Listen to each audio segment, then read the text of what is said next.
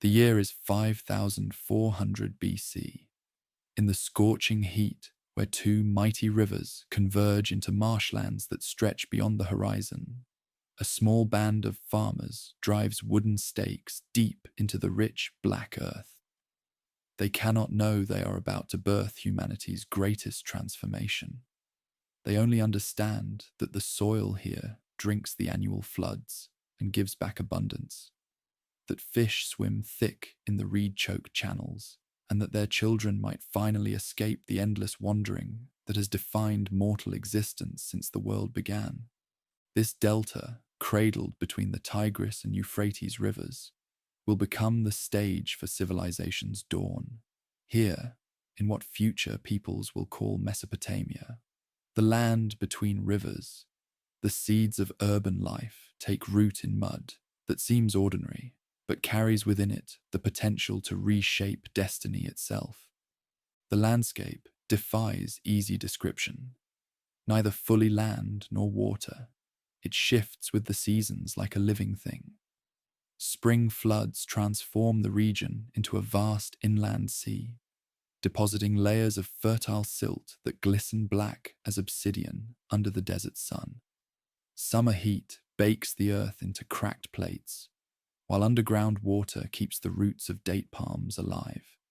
Winter brings respite and renewal, preparing the cycle to begin anew. These early settlers understand water as their master and servant both. Too little means death.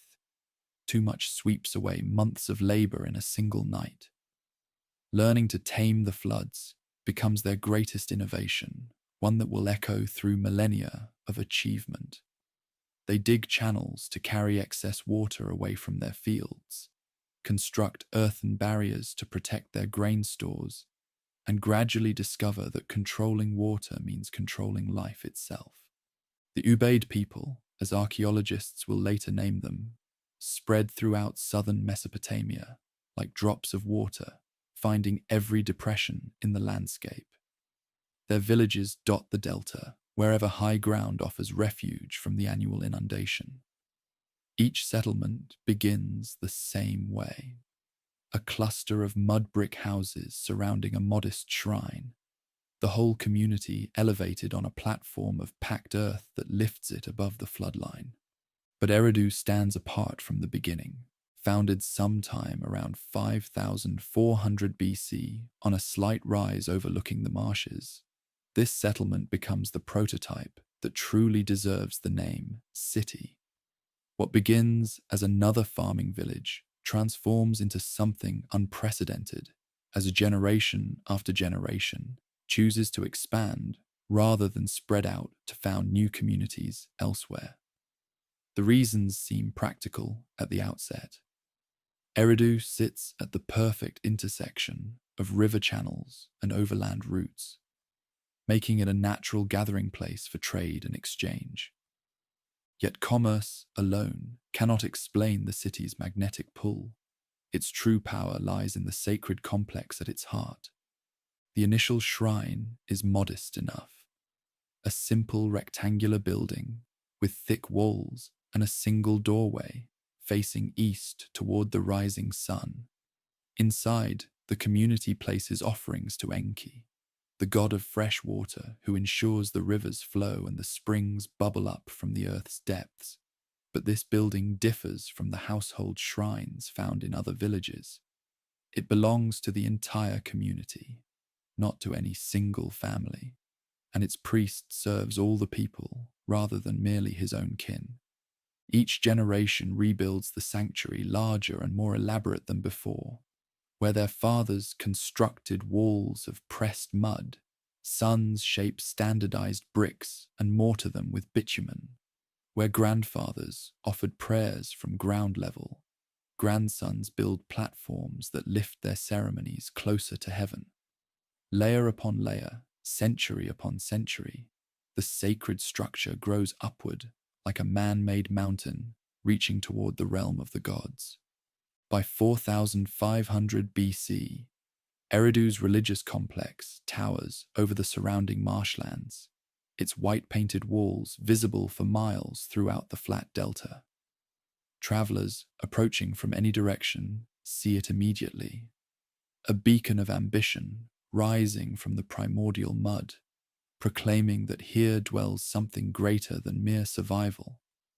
The sanctuary becomes the beating heart of a new kind of society. Every morning before dawn, farmers stream through the city's gates, carrying surplus grain from their fields. Priests weigh each contribution on bronze scales, their precision a marvel that visitors from distant villages struggle to comprehend. Reed styluses scratch records into soft clay tablets, the world's earliest written words, though they contain no poetry or prayers, only the practical business of accounting for barley and livestock, oil and silver. These clay records reveal the economic revolution that transforms Eridu from village to metropolis. The sacred complex serves as granary, treasury, and market all at once. When the floods come early and ruin the barley crop, families survive on grain stored in the sanctuary's massive chambers. When merchants arrive from the eastern mountains carrying obsidian and lapis lazuli, they trade under the gods' protection for prices the priests judge fair. When disputes arise over water rights or property boundaries, the religious courts settle them with authority that even the proudest farmer accepts. The city spreads outward from this sacred center, like ripples on still water. The wealthy build their homes on the high ground, closest to the ziggurat, spacious compounds with multiple rooms arranged around central courtyards, their walls decorated with painted murals depicting scenes of abundance and divine favor. These houses contain workshops where artisans craft jewelry and tools for trade, storage rooms filled with goods from throughout the known world, and private shrines where family heads make offerings to household gods. Further from the sanctuary, the neighborhoods grow more crowded and practical. Here live the potters and weavers, the fishermen and metal workers whose skills keep the metropolis functioning. Their houses share walls to conserve precious building materials, their rooms smaller and simpler, their decorations limited to geometric patterns pressed into wet plaster. Yet even these modest dwellings represent wealth beyond the dreams of nomadic ancestors who owned only what they could carry on their backs. The gulf between rich and poor widens with each generation, carved in stone by the size of their homes and the goods they take to their graves. Elite burials contain golden jewelry and carved ivory, bronze weapons and imported stones that speak of trade networks stretching to the ends of the earth. Common graves hold simple pottery and copper tools, modest markers of lives lived in service to the greater community. Social stratification crystallizes for the earliest time in history, yet it emerges gradually enough that each generation accepts as natural what their grandparents might have found shocking. The priests, claiming divine authority to interpret the god's will, assume leadership roles that extend far beyond religious ceremony. Successful merchants accumulate wealth that allows them to sponsor public works and ceremonial feasts, earning respect that translates into political influence.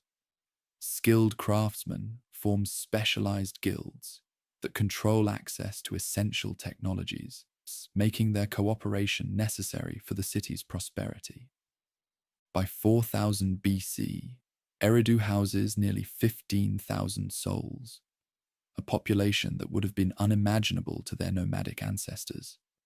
Children born within the city walls have never known the uncertainty of wandering, the constant search for water and shelter that defined mortal existence for countless millennia. They take for granted wonders their great-grandparents could not have conceived, streets that lead to specific destinations, neighbors whose names and trades remain constant year after year, shops where desired goods can be found without traveling for weeks. This is no longer a village where everyone knows everyone else's business. Eridu has become something entirely new under the sun, a true metropolis with all the possibilities and problems that urban life entails. The transformation spreads throughout southern Mesopotamia as other communities attempt to replicate the city's success. Uruk rises on the banks of the Euphrates, dedicated to Inanna, goddess of love and war. Ur emerges near the river's mouth, honoring Nanna, the moon god who guides travelers through the darkness. Each settlement develops its own character and specializations, yet all follow the pattern established at the delta's edge. A massive religious complex surrounded by neighborhoods arranged according to wealth and occupation. Competition between settlements drives innovation at an unprecedented pace.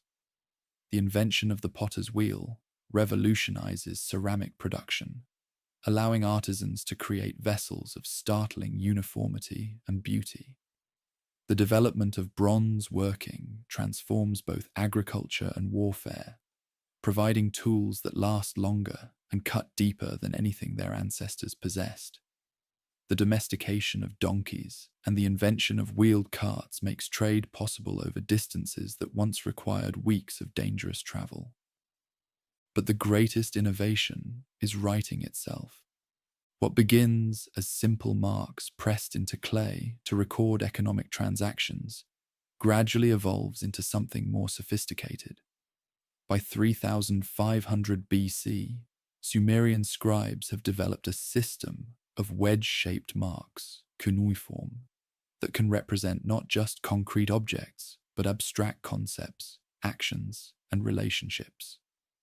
The initial literature appears, not epic poems or religious hymns, but practical manuals for administration, legal codes for settling disputes, and mathematical texts for calculating areas and volumes.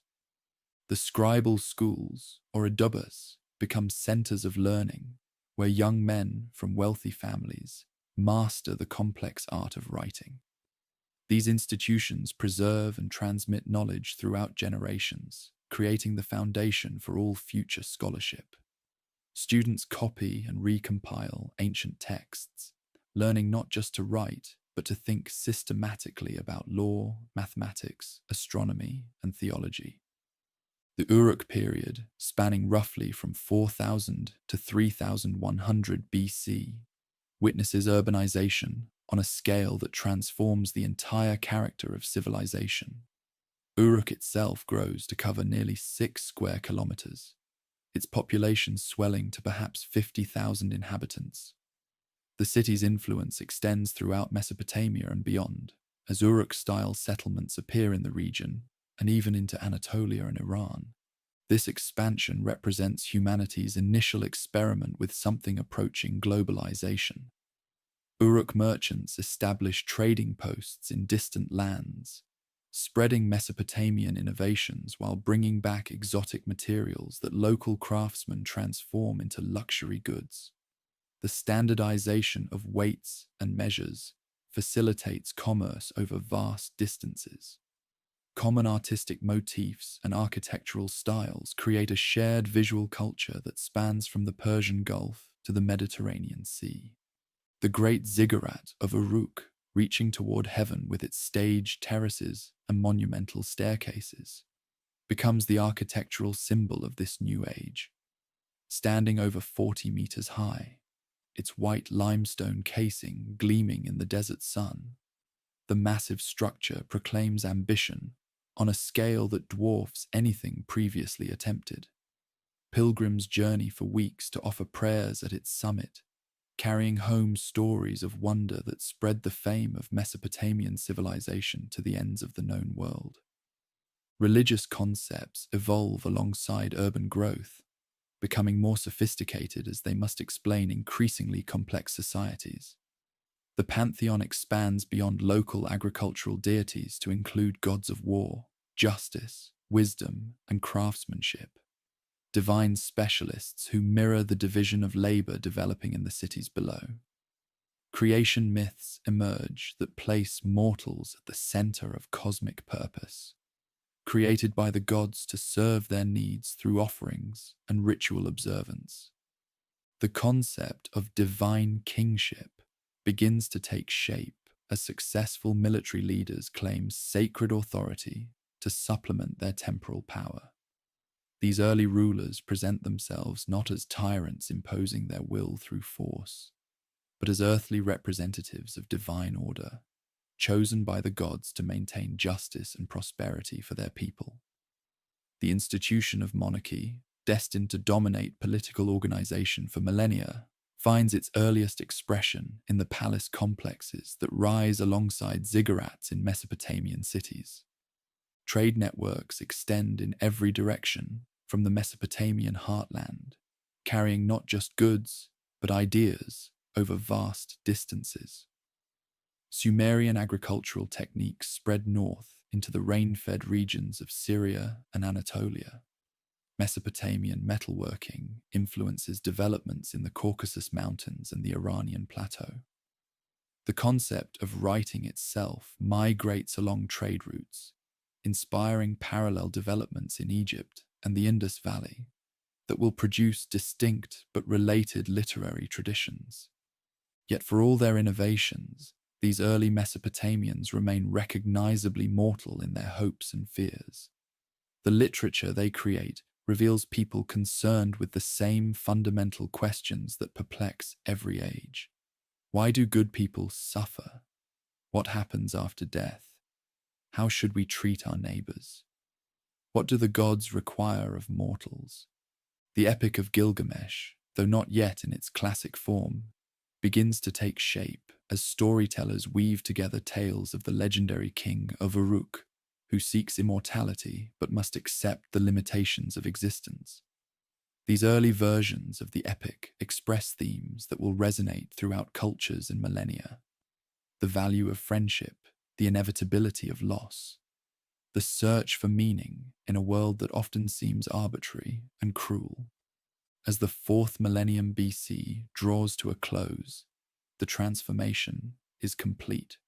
The descendants of nomadic hunters and gatherers have created urban civilization, complete with monumental architecture, complex institutions, sophisticated technologies, and intellectual traditions that will endure for thousands of years.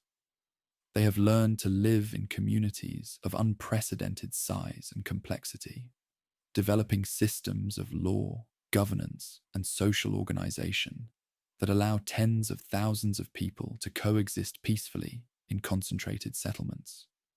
The agricultural surplus that makes this transformation possible also creates new vulnerabilities, dependent on irrigation systems that require constant maintenance, vulnerable to droughts and floods that can destroy years of accumulated wealth in weeks. These early cities discover that civilization itself becomes a hostage to forces beyond mortal control. The same specialization that creates wealth also creates interdependence. Potters who cannot grow their own food, farmers who cannot make their own tools, priests who depend on others for everything except spiritual guidance. Competition between cities intensifies as populations grow and resources become scarce. What begins as peaceful trade gradually includes military expeditions to secure access to essential materials or to capture slaves who can perform the manual labor that urban life requires. The development of bronze weapons and organized military formations transforms warfare from ritualized combat between champions to systematic campaigns designed to destroy enemy capacity for resistance. The world that emerges from this crucible bears little resemblance to the scattered farming villages that dotted southern Mesopotamia just 2 millennia earlier. Cities rise like islands of concentrated population above the floodplains, their inhabitants larger than entire regions could once support. Specialized craftsmen create objects of stunning beauty and complexity. Merchants travel thousands of miles to acquire materials from distant lands. Scribes preserve knowledge in permanent form that can be transmitted through generations without change or loss. Most importantly, people have learned to conceive of themselves as participants in projects larger than individual lifespans. The ziggurat builders know they will not live to see their constructions completed, yet they labor with enthusiasm for achievements that will outlast their own mortality. Priests maintain rituals and preserve texts that connect their communities to sacred traditions stretching back to the beginning of time. Kings proclaim laws and undertake public works designed to benefit subjects they will never meet in kingdoms that will survive long after their deaths. This expansion of consciousness, the ability to think beyond immediate needs and individual lives, may be civilization's most profound innovation. It makes possible not just cities and writing systems, but art and science, law and literature, all the achievements that distinguish culture from animal survival. The Sumerians who create the world's urban civilization cannot know they are establishing patterns that will influence development for thousands of years to come. They only know they have built something remarkable from the mud of the delta, something worthy of their children and their children's children. The age of wandering has ended. The age of cities has begun. Standing in the shadow of the great ziggurat as the fourth millennium draws to a close, watching merchants from distant lands conduct business in a dozen languages, while priests record transactions in the world's earliest written script, an observer might sense they are witnessing a hinge moment in the story of civilization. The future stretches ahead, full of possibilities that nomadic ancestors could never have imagined. Empires and law codes, epic literature and mathematical theorems, astronomical observations and architectural marvels. But the past already seems impossibly distant. The memory of wandering endlessly in search of game and seasonal plants has faded into myth and legend. These city dwellers, for all their sophistication, can barely comprehend the courage and endurance of ancestors who survived for countless generations, with nothing but stone tools and accumulated wisdom passed down through oral tradition. The transformation is irreversible. Humanity has eaten from the tree of knowledge, learned to reshape the natural world according to purpose and design, discovered that cooperation on a massive scale can create abundance beyond individual capability. There will be setbacks and catastrophes, dark ages when cities crumble and populations scatter. But the fundamental insight remains. People working together can achieve what no individual could accomplish alone. From the mud of Mesopotamia, civilization has emerged like a flower blooming in the desert.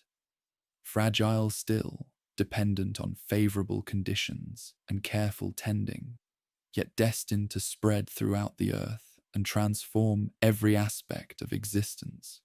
The Sumerians have lit a fire that will never be extinguished, begun a conversation that will continue as long as people inhabit the earth. The cradle has been built. Now comes the greater challenge, learning to live within it without destroying what makes civilization possible in the beginning. Dawn breaks over the marshlands of Sumer as Eanatum of Lagash leads his bronze-tipped phalanx toward the disputed border. Behind him march farmers who abandoned their barley fields to settle once and for all, who controls the life-giving canals that separate his domain from rival Umma. The year is 2450 BC, and combat has become as regular as the flooding of the rivers, a season of violence that returns inevitably as settlement fights settlement for water, land, and the favor of the gods. This is the early dynastic period, when southern Mesopotamia fragments into a patchwork of competing polities, each ruled by monarchs who claim divine mandate while eyeing their neighbors' territories with naked ambition. Gone are the days when a single great center like Uruk could dominate the region through trade and cultural influence alone. Now dozens of settlements dot the landscape, their walls bristling with watchtowers and their armies clashing in battles that will echo through eternity. The king list, compiled centuries later by scribes attempting to impose order on chaos, begins with the declaration that rulership descended from heaven. According to this mythical chronicle, the deities initially granted eternal dominion to Eridu, but after the great flood that nearly destroyed the world, divine authority scattered among multiple centers. Kish received the blessing, then Uruk, then Ur, power flowing like floodwater from one metropolis to another as fortunes rose and fell. Yet beneath the mythology lies a harsher truth. Sovereignty belongs to whoever can seize it and hold it against all challengers. The evolution from priest-ruled communities to warrior kingdoms unfolds gradually but inexorably. In the earliest days, the Enesi, literally Lord of the Plough, governed through religious authority and community consent. These priest rulers managed irrigation systems, supervised grain distribution, and mediated disputes.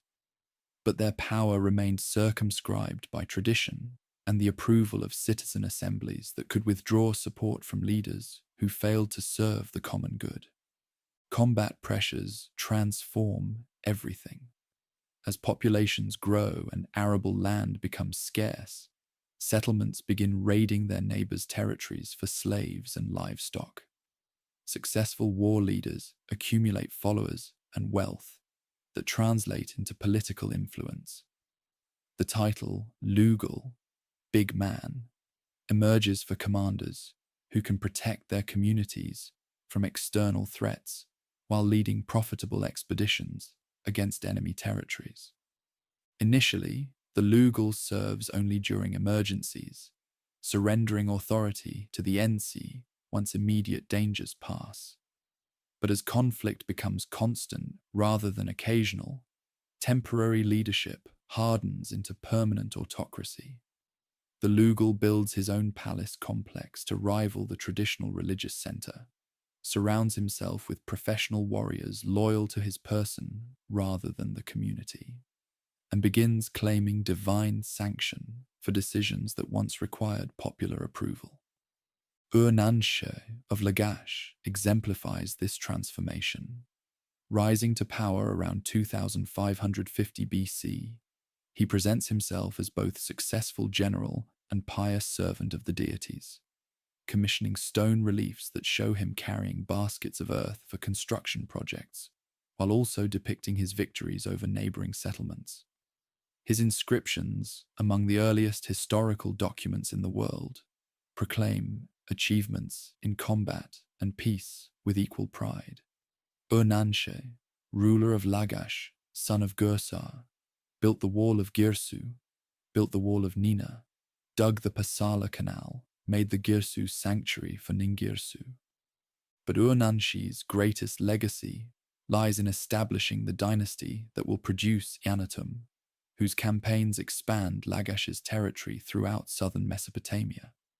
The famous stele of the vultures, carved to commemorate Eanatum's victory over Umma, reveals both the brutal reality of ancient combat and the religious ideology that justifies it. On one side, ranks of soldiers march in perfect formation behind their shields, trampling the corpses of their enemies, while vultures tear at the flesh of the fallen. On the reverse, the god Ningirsu holds a net containing captured prisoners, emphasizing that this victory belongs ultimately to divine will rather than mortal strategy. The stele's inscription provides vivid details of ancient battle. Eanatum, ruler of Lagash, granted strength by Enlil, nourished by Ninhursag, given the right scepter by Ningirsu, chosen by Nanshe, struck down Umma. He left 3,600 corpses. At the Antasura of Ningirsu, he left 60 soldiers of Umma. Such precise casualty figures reflect the systematic nature of record keeping, but they also reveal the devastating scale of intercity conflict. These are not ritualized combats between champions, but battles of annihilation designed to cripple enemy capacity for resistance. The development of organized formations, tight phalanxes of spearmen protected by large rectangular shields, allows disciplined armies to overwhelm less organized opponents through superior tactics and equipment. Bronze weapons technology gives decisive advantages to polities that can afford to equip their warriors with metal-tipped spears and axes. The composite bow, constructed from wood, horn, and sinew, provides range and penetrating power that overwhelms traditional leather armor. Four-wheeled battle carts, drawn by donkeys and carrying a driver plus a warrior armed with javelins, serve as mobile command platforms and symbols of authority. Yet for all their innovations, rulers understand that lasting power requires more than battlefield success. Each monarch must also demonstrate divine favor through magnificent construction projects, elaborate religious ceremonies, and generous support for the priesthood that legitimizes autocratic rule. The palace and the ziggurat become partners in governance, secular and sacred authority reinforcing each other while competing for influence over the citizen body. The economic foundation of this political system rests on the institution that made urban civilization possible, the sanctuary economy.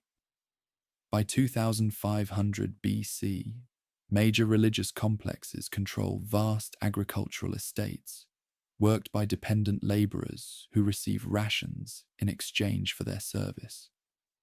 These sacred lands, theoretically belonging to each settlement's patron deity, provide the surplus that supports not only priests and religious personnel, but also the craftsmen, merchants, and administrators who keep complex urban societies functioning. Kanesh, the sanctuary administrator at Girsu, manages an economic empire that would challenge modern corporate executives. His records, preserved on thousands of cuneiform tablets, reveal the staggering complexity of religious operations. Herds of cattle and flocks of sheep numbered in the tens of thousands. Fields planted with barley and emmer wheat stretching across hundreds of acres. Workshops producing textiles and leather goods for both local consumption and long-distance trade. The sanctuary of Ningirsu employs specialists whose job descriptions read like a catalogue of urban occupations. Fullers and dyers who process wool into finished cloth. Metalworkers who cast bronze tools and weapons. Carpenters who construct everything from furniture to boats. Brewers who transform barley into the beer that serves as daily wages for manual laborers. Each group maintains its own hierarchy of masters, journeymen, and apprentices, creating vertical social structures that cross-cut the horizontal divisions between rich and poor. Women play crucial roles in this sanctuary economy, though their activities often remain invisible in records written by male scribes.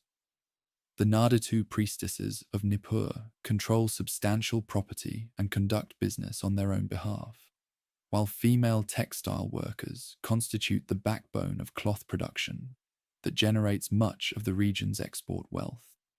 The end priestess, highest religious authority in many settlements, wields power that rivals or exceeds that of secular leaders, particularly in matters relating to fertility, agriculture, and the annual sacred marriage ceremonies that ensure divine blessing for the community.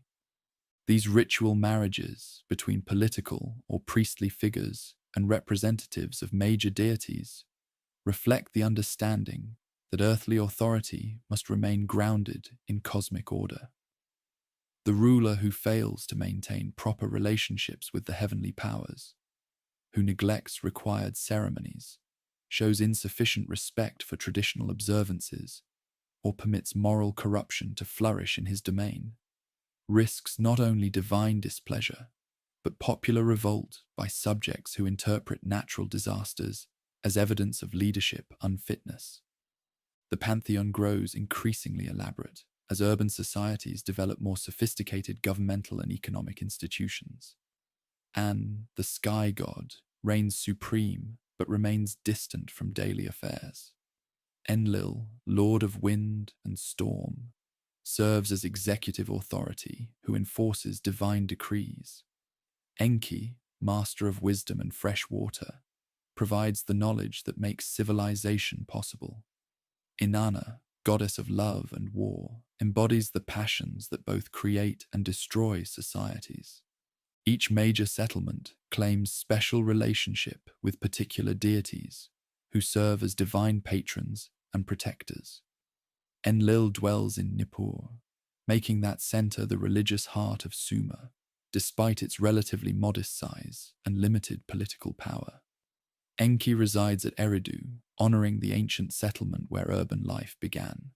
Inanna rules from Uruk, the great commercial metropolis, whose influence extends throughout the known world.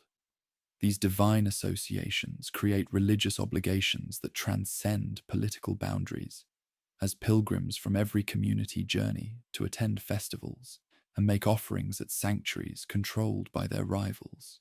The standardization of weights and measures facilitates commerce between communities that might be at war politically but remain economically interdependent.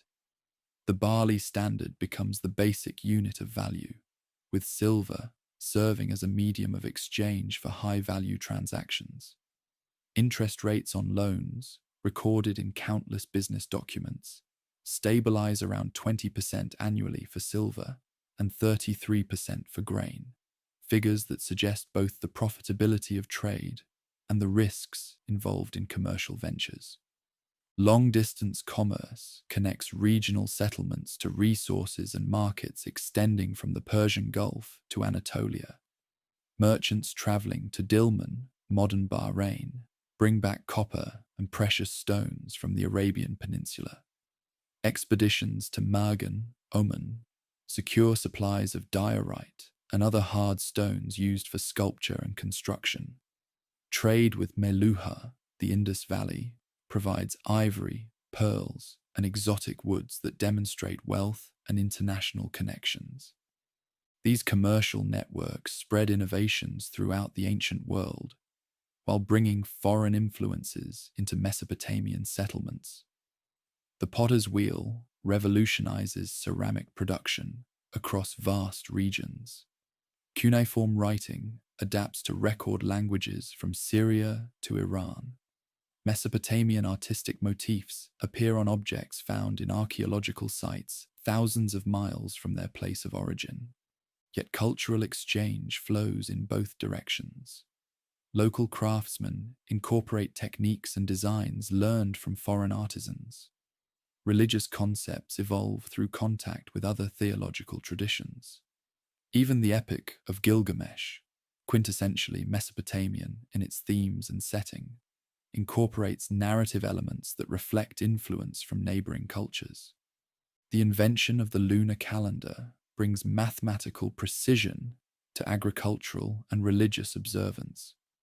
Astronomers divide the year into 12 months, based on lunar cycles, then add intercalary months to maintain alignment with solar seasons crucial for farming. This calendar system, with its sophisticated understanding of astronomical relationships, influences timekeeping throughout the ancient world and provides the foundation for calendar systems still used today. Mathematical innovation extends far beyond practical computation. Scribes developed the sexagesimal system, base 60, that survives in modern measurements of time and angles.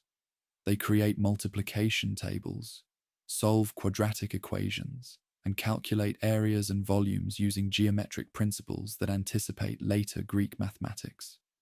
The educational system that produces these mathematical achievements, centered in the Aduba scribal schools, represents humanity's earliest systematic approach to formal education.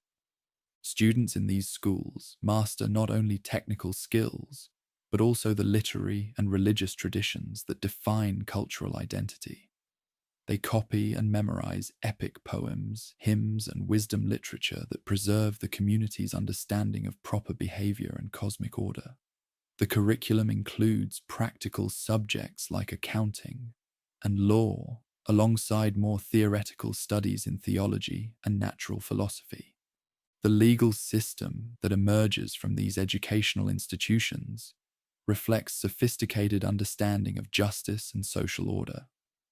Although no complete law code survives from this period, thousands of legal documents reveal courts that handle everything from property disputes to criminal cases. Judges weigh testimony, examine evidence, and render verdicts based on established precedents rather than arbitrary personal preference. Contracts for the sale of land, houses, and slaves demonstrate the development of private property concepts that distinguish these laws from earlier communal systems.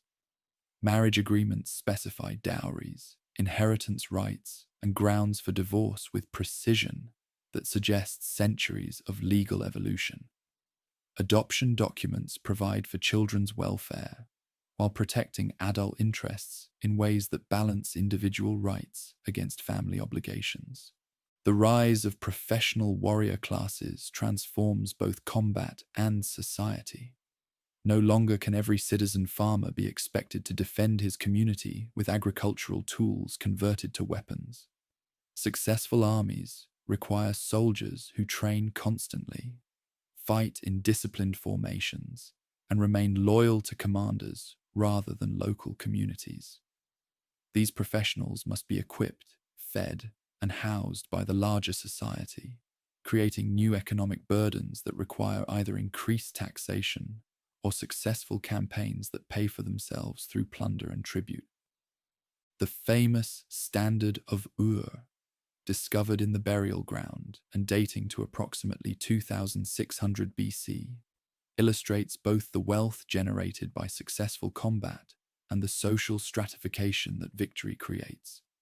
One side depicts scenes of conflict, soldiers in bronze helmets marching in formation, chariots trampling fallen enemies, prisoners being led away in defeat.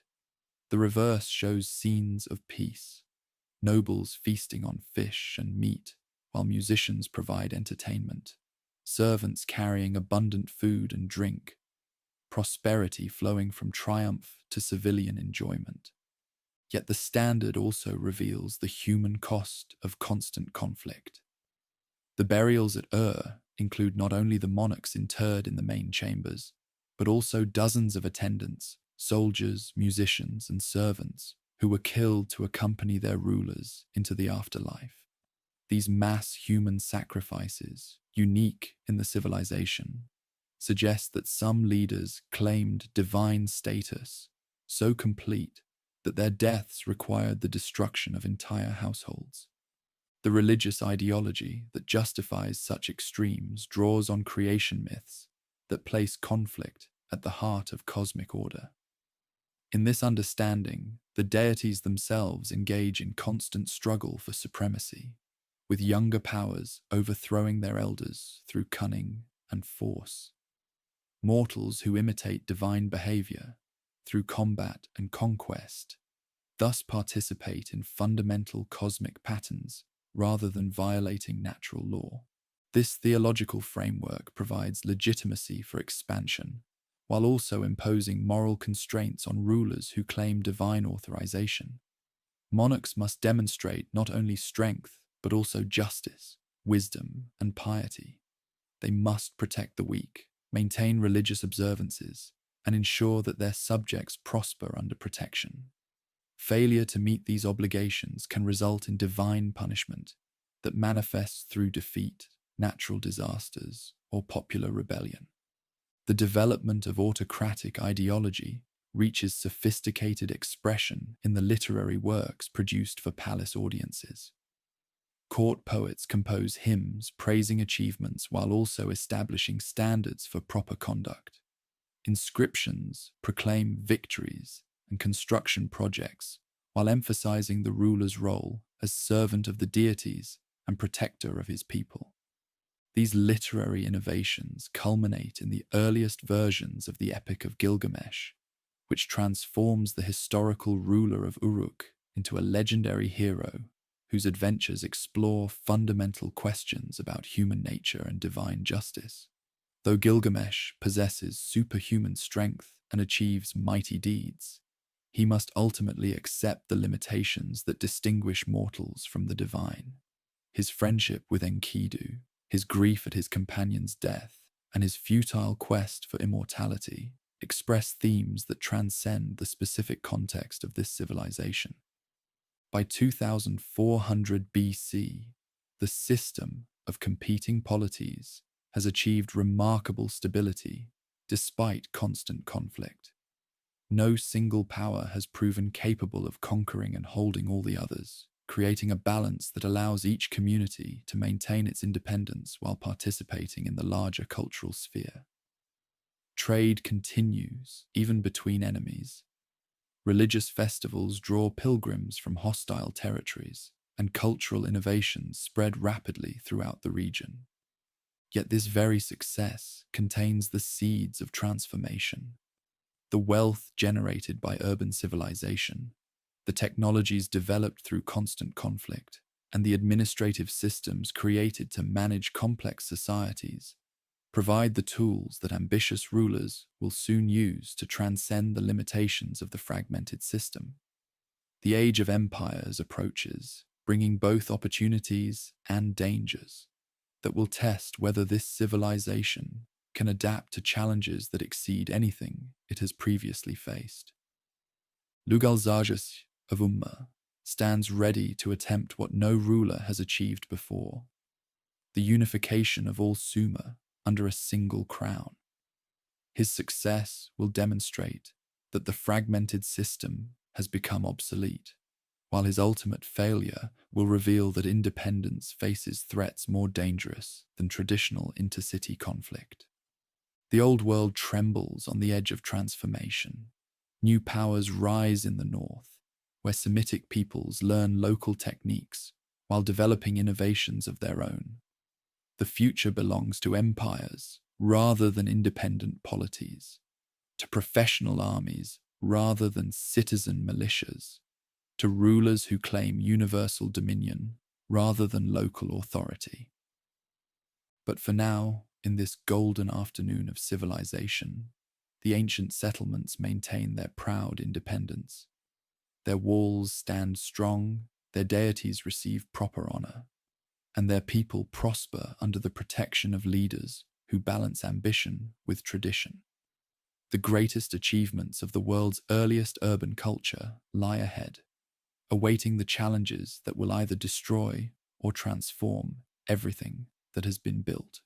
In the darkness before dawn, the high priestess Enheduanna climbs the sacred steps of Ur's great ziggurat.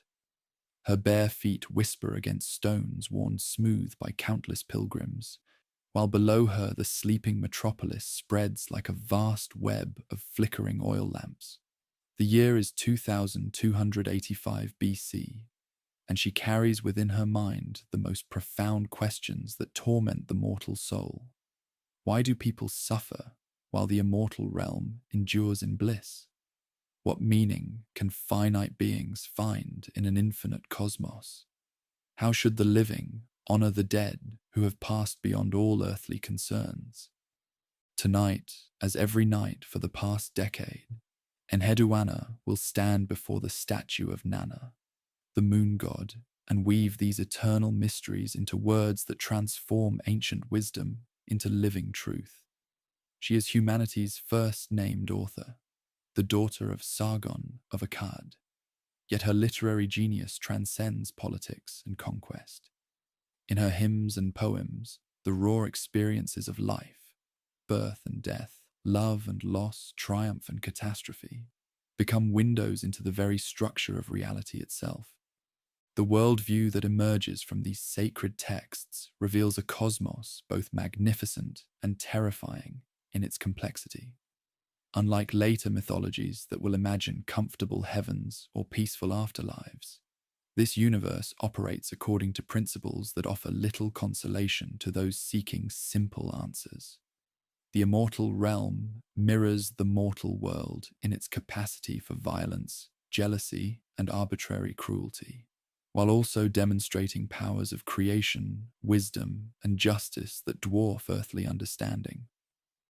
At the summit of existence stands An, the distant sky father, whose authority encompasses all that exists yet, who rarely intervenes directly in worldly affairs. Like a cosmic monarch ruling through appointed officials, and delegates immediate governance to subordinate deities who oversee specific domains within the universal order.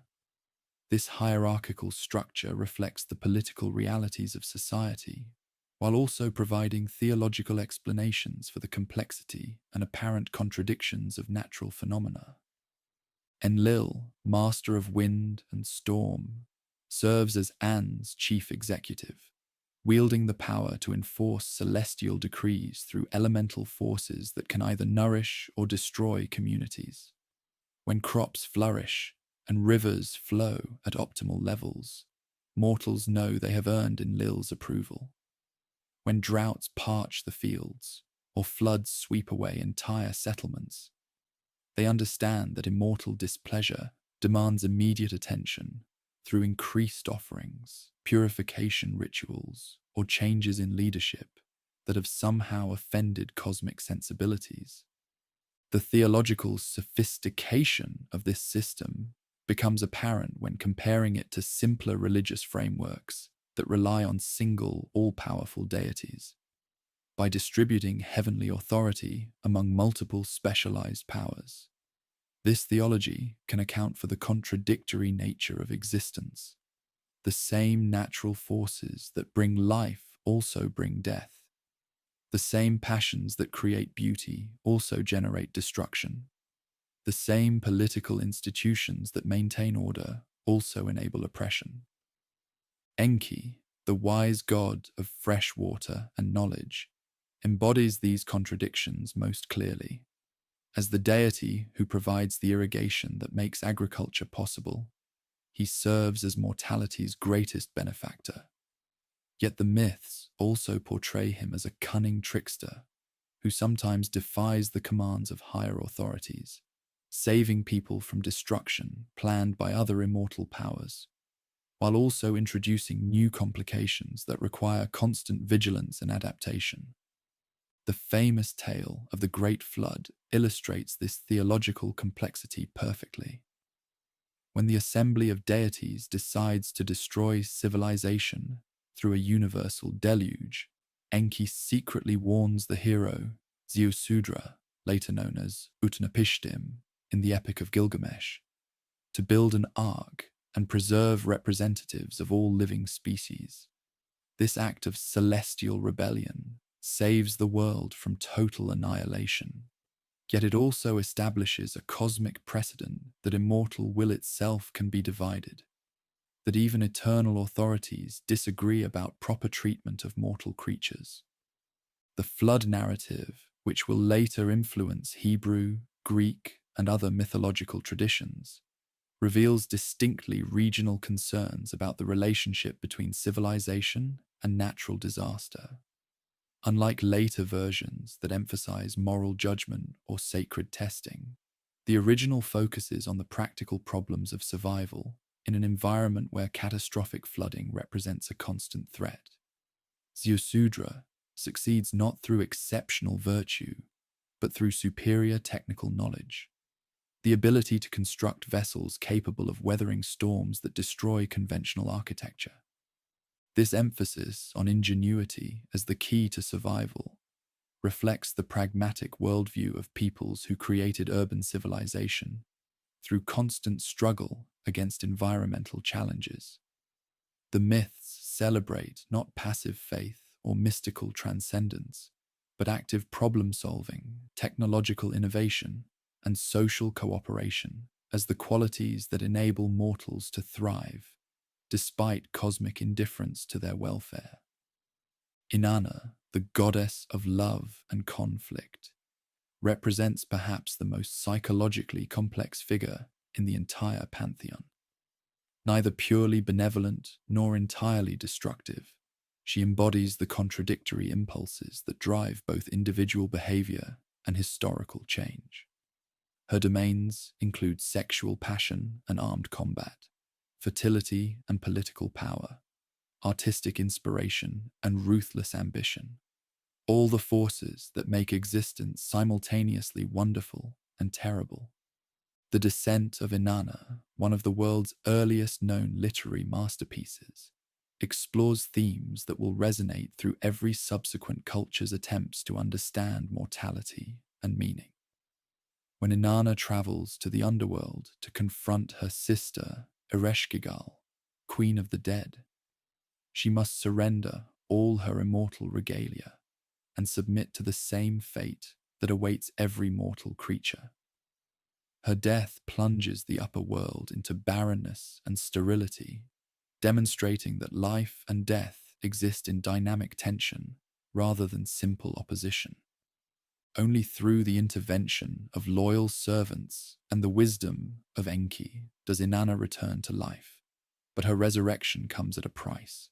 She must provide a substitute to take her place in the realm of the dead, eventually choosing her lover, Dumuzi, whose pastoral contentment has failed to acknowledge the magnitude of her suffering. This cruel, yet somehow just decision establishes the theological foundation for seasonal change.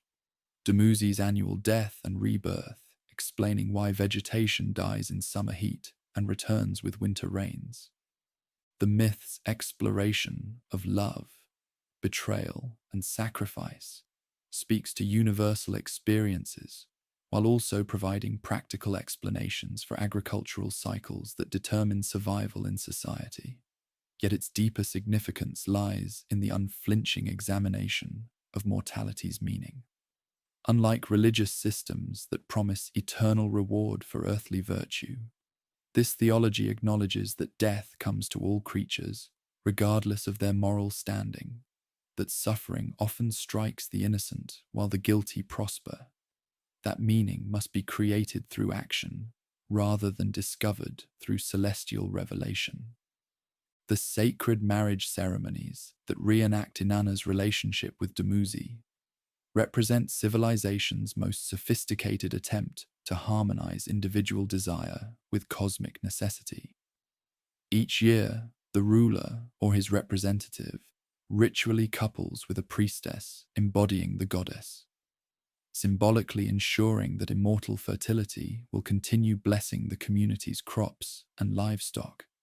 These elaborate rituals, involving days of preparation, public processions, and ceremonial feasting, demonstrate the central role that sexuality plays in understanding sacred power. Yet the ceremonies also reveal anxieties about the relationship between earthly authority and celestial approval.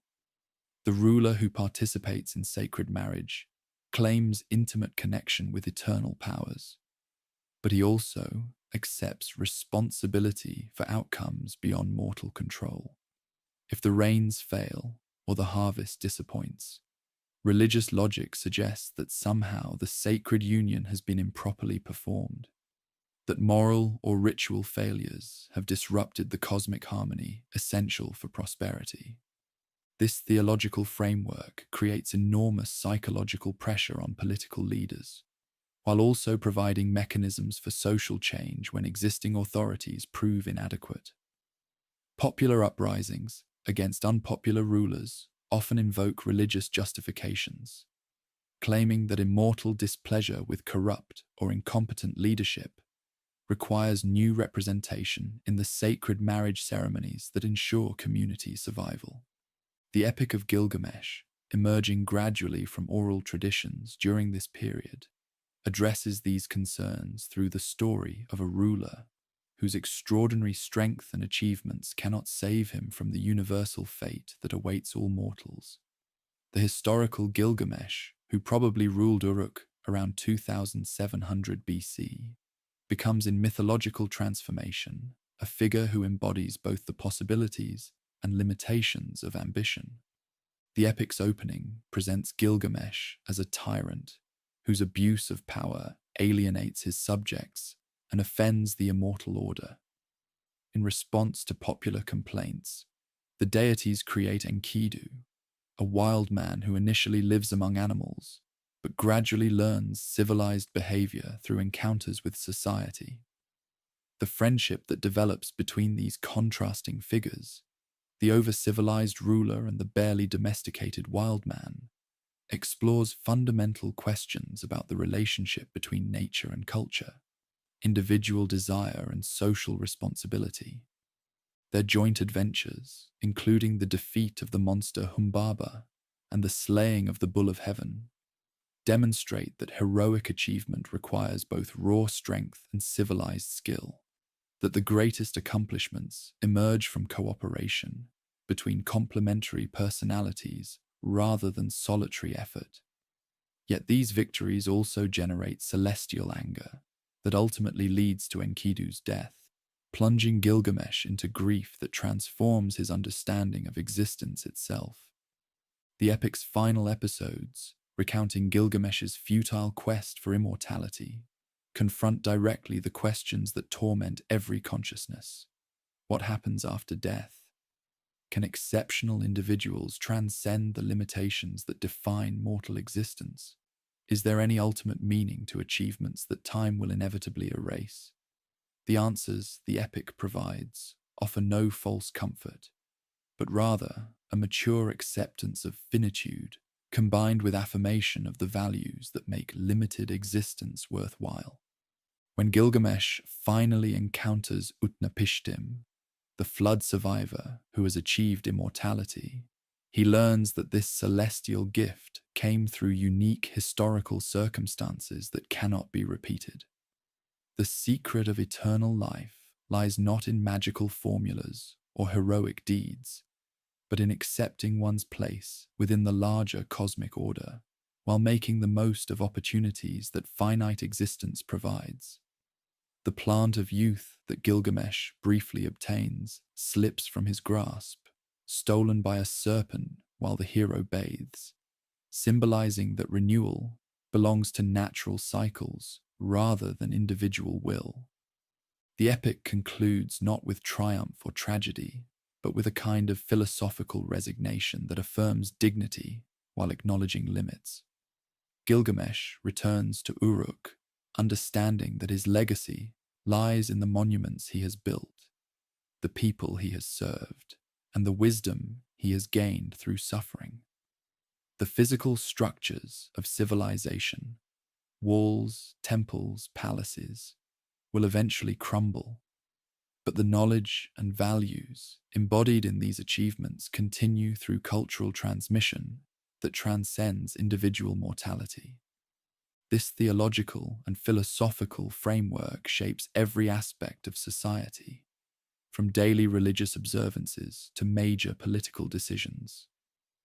The concept of me, celestial ordinances that establish proper order in both cosmic and earthly affairs, provides the foundation for law codes, ethical principles, and social institutions that organize community life according to patterns believed to reflect universal truth. The me encompass everything from basic natural phenomena, sunrise and sunset, seasonal change, birth and death, to complex cultural achievements, writing, music, craftsmanship, governance. According to mythological accounts, Inanna steals these immortal ordinances from Enki and brings them to people, explaining both the source of civilized knowledge and the constant struggle required to maintain cultural achievements against forces of chaos and destruction. This myth of cultural transmission through celestial theft reflects sophisticated understanding of the relationship between creativity and cosmic order. Unlike religious systems that attribute all knowledge to direct revelation, this theology recognizes that cultural progress requires active effort, often involving rebellion against conservative authorities who prefer traditional arrangements to innovative solutions.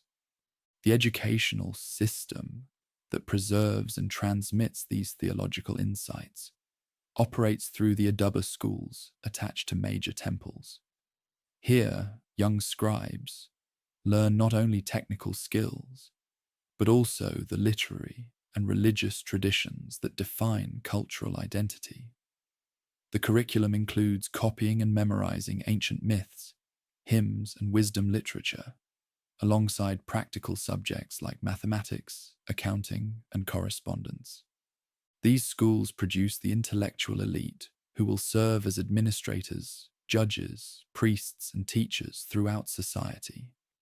Their common educational background creates shared cultural references and values that facilitate communication across political boundaries, while also ensuring that local traditions remain connected to broader regional developments. The literature produced in these educational contexts reveals remarkable psychological sophistication in its exploration of motivation and celestial justice. Texts like The Poem of the Righteous Sufferer, sometimes called The Job of Babylon, examine the problem of undeserved suffering with intellectual honesty that refuses easy theological solutions. The protagonist's anguish at experiencing misfortune despite his careful observance of religious duties reflects genuine spiritual crisis rather than conventional piety. Yet the resolution offered emphasizes acceptance of immortal mystery rather than rational explanation. The sufferer's eventual restoration comes not through understanding why he suffered, but through renewed trust in cosmic justice that operates according to principles beyond mortal comprehension. This theological stance acknowledges the limits of earthly understanding while maintaining faith in ultimate meaning and purpose. The wisdom literature that emerges from these traditions provides practical guidance for daily life, while also addressing philosophical questions about proper behavior. Proverbs and instructional texts offer advice about everything, from business ethics to family relationships, demonstrating that religious insight should influence practical decisions rather than remaining confined to ceremonial contexts. These texts reveal a worldview that values moderation, prudence, and social harmony, while also recognizing that circumstances sometimes require decisive action that challenges conventional expectations. The ideal person combines religious devotion with practical competence, respects traditional authorities while thinking independently about particular problems, and maintains loyalty to community welfare while pursuing legitimate personal interests. As the third millennium draws to a close, this sophisticated theological and philosophical framework has created a remarkably stable cultural foundation that transcends political boundaries and conflicts. Peoples throughout the region and beyond share common mythological references, participate in similar religious observances, and operate according to ethical principles derived from the same ancient sources. Yet this very stability contains the seeds of future challenges. The theological system that explains and justifies existing social arrangements will be tested by historical developments that exceed its explanatory framework. New political realities, technologies, and cultural contacts will require theological innovations that maintain continuity with traditional wisdom while adapting to unprecedented circumstances. The rise of imperial powers, beginning with Lugalzagizi's brief unification and culminating in Sargon's Akkadian Empire, will force fundamental reconsideration of relationships between celestial authority and earthly power. Can traditional deities maintain their cosmic roles when their earthly representatives submit to foreign rulers? How should ancient theological principles adapt to imperial realities that transcend the city-state framework in which they originally developed? These questions will challenge the intellectual and spiritual resources of the civilization that has created the world's first systematic exploration of life's ultimate meaning. The answers that emerge will determine whether this culture can maintain its essential character while adapting to historical changes that threaten to overwhelm traditional institutions and values. Standing before the statue of Nana, as dawn breaks over the ancient metropolis, Enheduanna completes her midnight vigil with words that capture both the glory and fragility of achievement. Her hymns will survive the collapse of empires and the destruction of cities, carrying forward insights about mortality and meaning that speak to universal concerns. Yet she cannot know whether the civilization that has nurtured such wisdom possesses the adaptability necessary to survive the transformations that await it. The myths have been told, the meanings explored, the questions confronted with unflinching honesty. Now comes the test of whether these spiritual and intellectual achievements can guide civilization through challenges that will determine the survival of everything held sacred. The bronze-tipped spear pierces the morning air as Lugalzagesi of Umma surveys the battlefield, where his enemies lie scattered like broken reeds after a storm. Blood darkens the earth around the walls of Lagash, and smoke rises from the burning granaries that once fed his rivals' armies.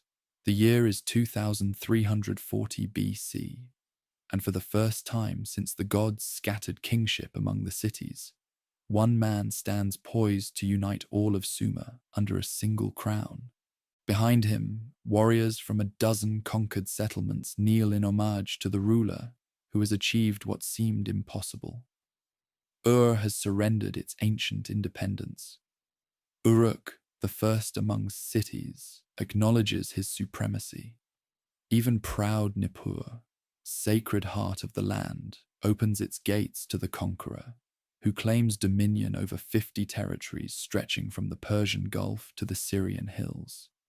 Yet Lugalzagesi's triumph carries within it the seeds of its own destruction. In the northern city of Kish, a young Semitic official named Sharukin, the king is legitimate, watches these southern victories with calculating eyes. Soon the world will know him by the name Sargon, and his revolution will transform not merely the territorial map of Mesopotamia, but the very nature of royal power itself. The rise of Lugalzagesi represents the logical culmination of centuries of intercity warfare that has gradually eliminated smaller players while concentrating force and economic resources in the hands of increasingly powerful rulers. Unlike previous conquerors who sought tribute or temporary dominance, the Lord of Umma pursues systematic annexation that dissolves traditional boundaries between victors and vanquished. His methods reveal sophisticated understanding of both battlefield strategy and governmental psychology. Rather than simply destroying defeated enemies, Lugalzagesi incorporates their armies into his own forces, their administrators into his bureaucracy, their gods into his religious ceremonies. The result is not conquest, but transformation, the creation of something approaching a unified state that transcends the city-state system that has defined civilization since its beginning. The royal inscription that commemorates his achievements reads like a manifesto for territorial ambition. When Enlil, king of all lands, granted to Lugalzagesi the kingship of the nation, made all lands bow down before him, from the sunrise to the sunset. Then he made straight his path from the lower sea, along the Tigris and Euphrates to the upper sea. From the sunrise to the sunset, Enlil permitted him no rival. This grandiose language masks practical innovations that make unprecedented territorial control possible. Lugalzagesi's administration relies on professional bureaucrats rather than local nobles, standardized legal codes rather than traditional customs, centralized resource allocation rather than autonomous city-state economies. For the first time, merchants can travel from the Persian Gulf to Anatolia under the protection of a single sovereign who guarantees safe passage and uniform commercial regulations. Yet the very scope of these achievements creates vulnerabilities that more traditional rulers avoid. The logistics of controlling territory, stretching across hundreds of miles, strain administrative capabilities that evolved to manage single urban centers. Communication delays mean that provincial unrest can spread unchecked, while central authorities remain ignorant of developing crises. Most dangerously, expansion brings contact with peoples who possess combat technologies and organizational methods that challenge conventional assumptions about warfare and governance. Among these potential threats, none appears more innocuous than the Semitic populations scattered throughout northern Mesopotamia and Syria. Unlike the urbanized southerners, these groups maintain semi-nomadic lifestyles that emphasize mobility and tribal loyalty over territorial control and institutional command. Their languages belong to a different family entirely. Their religious practices focus on different deities, and their social organization operates according to principles that seem primitive compared to the sophisticated bureaucracies of southern cities. Yet appearances deceive. These northern peoples have spent centuries observing innovations while adapting them to their own cultural contexts. They understand cuneiform writing, bronze metallurgy, and agricultural techniques, but they have also preserved combat traditions that urbanized populations have largely abandoned.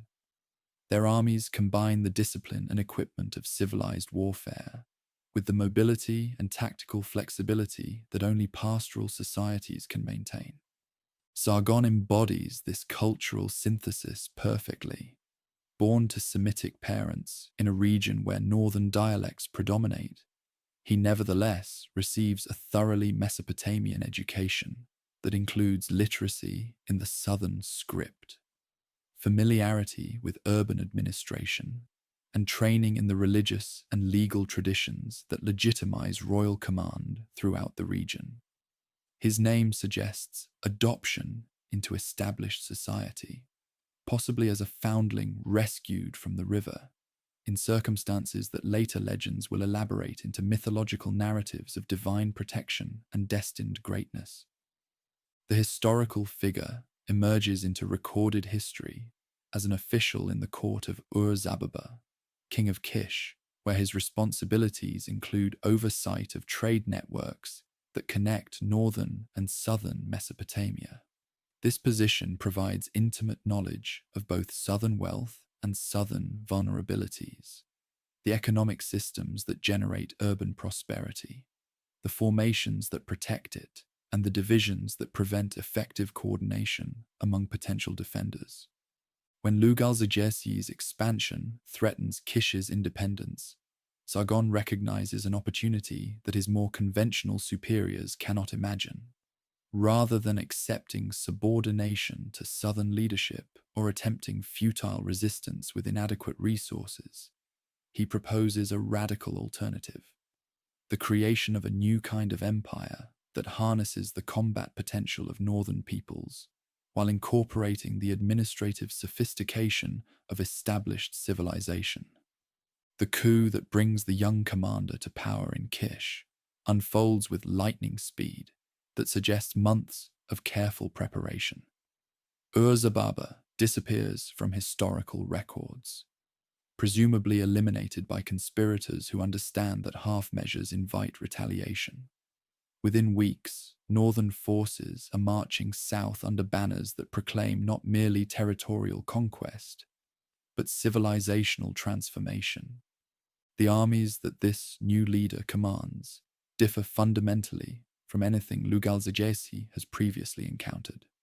Instead of citizen militias called up for seasonal campaigns, these are professional soldiers who campaign year-round and maintain loyalty to commanders rather than home cities. Instead of traditional phalanx formations that rely on coordinated movement by heavily armored spearmen, northern tactics emphasize flexibility and rapid maneuver by lighter troops capable of adapting to unexpected circumstances. Most importantly, These forces include substantial numbers of archers equipped with the composite bow, a technological innovation that provides range and penetrating power far superior to simple wooden bows used by most southern armies. These weapons, requiring specialized training to use effectively, give northern forces decisive advantages in open field engagements where traditional close combat tactics prove inadequate. The confrontation between these contrasting systems occurs somewhere in central Mesopotamia, probably near the ancient boundary between southern and northern cultural spheres. Details of the battle itself vanish into historical obscurity, but the outcome transforms the territorial map of the entire region. Lugalzagesi's empire, constructed through decades of careful conquest, disintegrates in a single afternoon as news of his defeat spreads faster than his fleeing armies. Yet Sargon's victory proves to be only the beginning of a career that will extend northern dominion far beyond anything Lugalzagesi imagined possible. The new emperor possesses not merely superior tactical methods, but also strategic vision that encompasses geographical and cultural horizons that dwarf those of traditional Mesopotamian rulers. Within 5 years of his initial triumph, these forces reach the Mediterranean Sea, establishing tributary relationships with cities whose names appear in cuneiform records for the first time.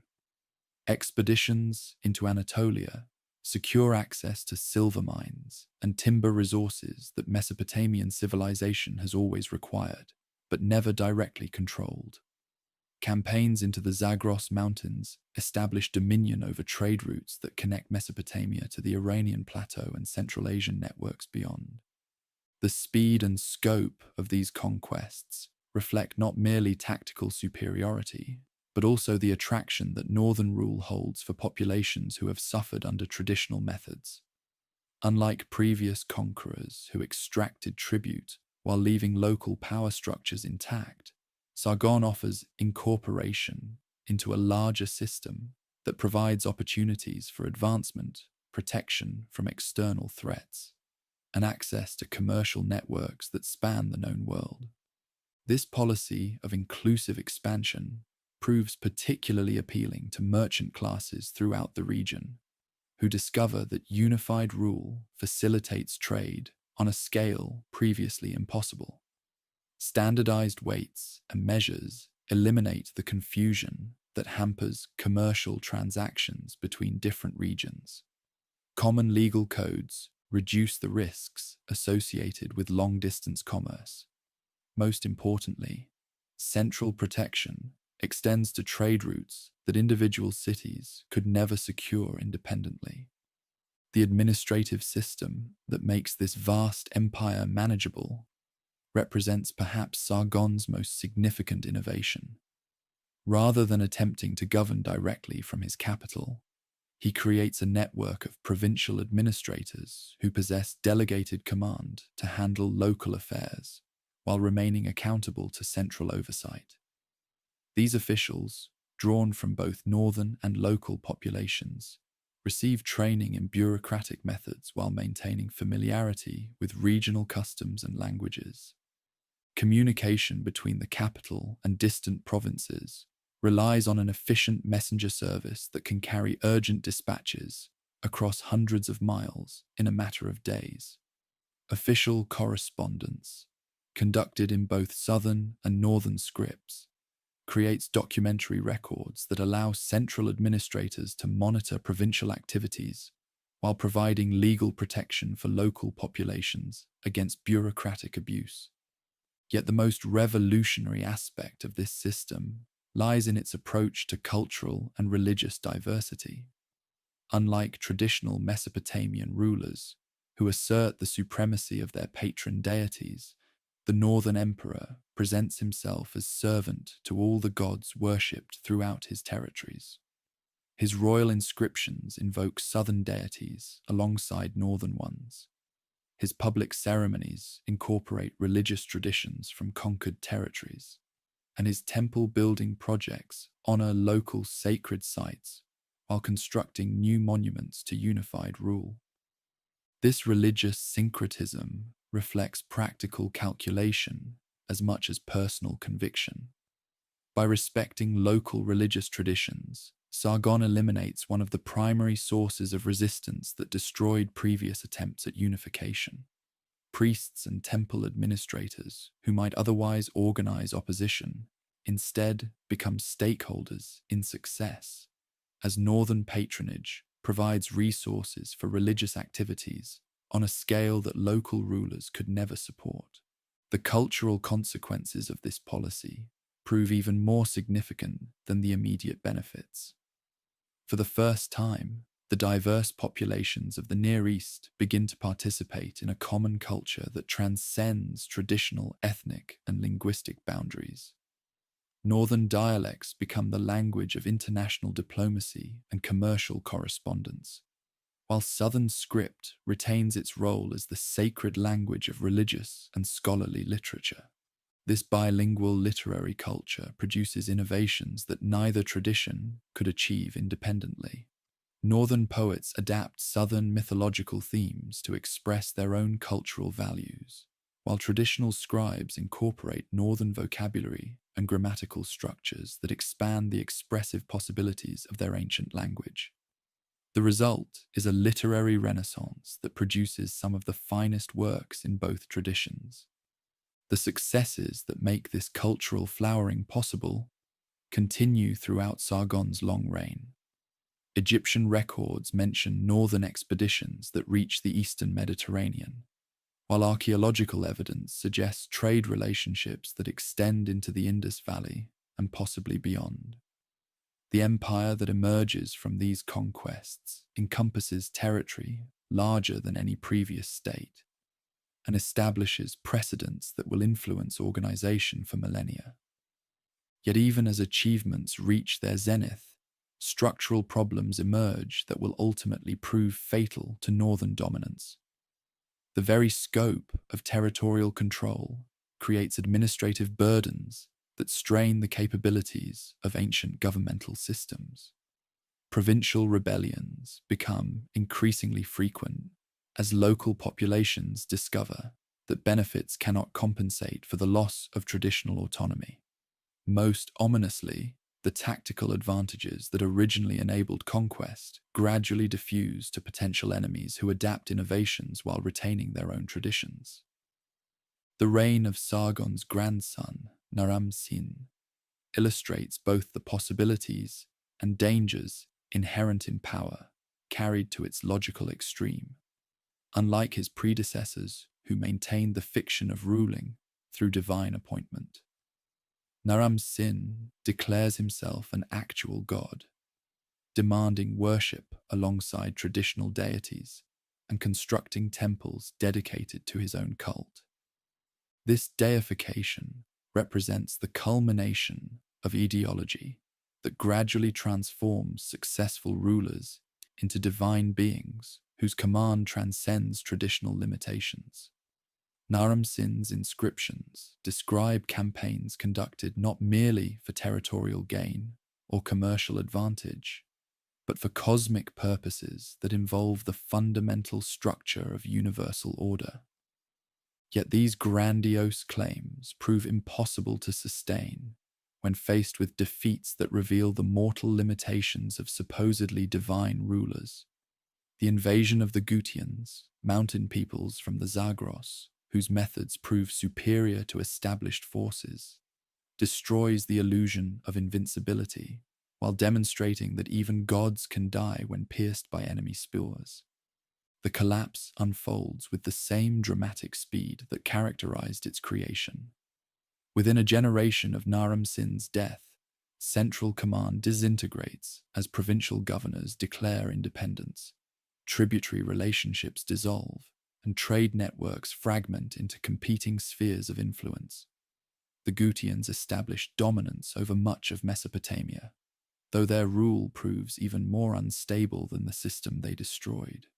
Yet the destruction of northern power does not eliminate the cultural and technological innovations that expansion has spread throughout the Near East.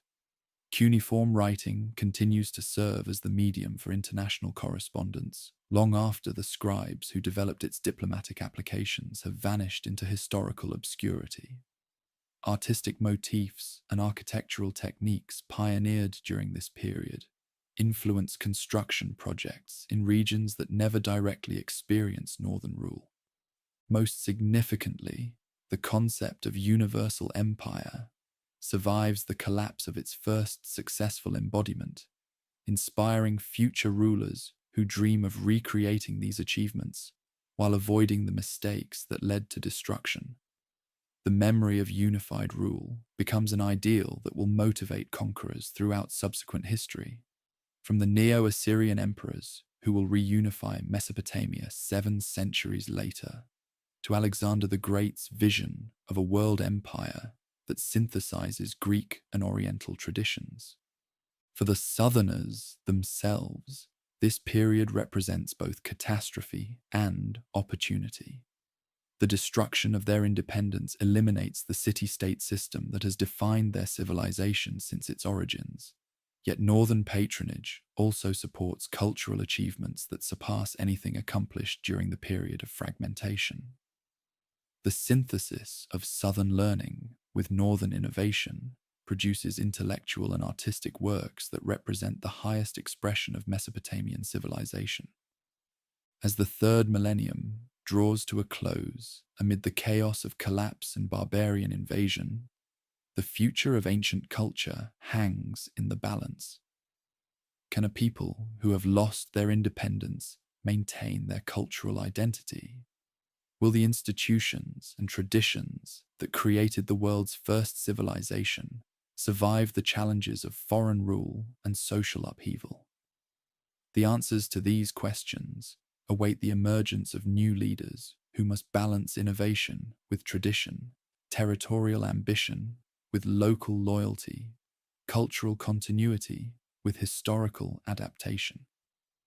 The age of city-states has ended forever, destroyed by forces that its own innovations made possible. The age of empires has begun, bringing possibilities and dangers that will test the resilience of every achievement that Mesopotamian civilization has accomplished. In this transformed world, survival requires not merely strength or economic prosperity, but the ability to adapt ancient wisdom to unprecedented circumstances, while preserving the essential values that make civilization worth defending.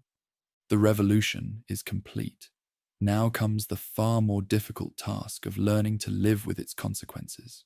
In the shadow of Ur's ancient ziggurat, Ur-Namma kneels before the moon, god Nana, as dawn breaks over a world transformed by chaos. The year is 2112 BC, and the proud descendant of fishermen and date farmers prepares to accept a crown that will restore glory to a civilization that seemed destined for extinction. Around him, the remnants of Sumer's greatest cities lie scarred by decades of barbarian occupation, their temples desecrated, their libraries scattered, their people reduced to servitude under foreign masters who speak harsh mountain dialects and worship alien gods. Yet today marks the beginning of resurrection. The Gutian warlords who carved up the corpse of the Northern Empire have grown complacent in their stolen palaces, their tribal feuds creating opportunities that patient observers have been waiting generations to exploit. Ur-Namma has spent 20 years building alliances among the scattered nobility of the south, learning the lessons of previous failures while preparing for the moment when united action might restore independence to the land between the rivers.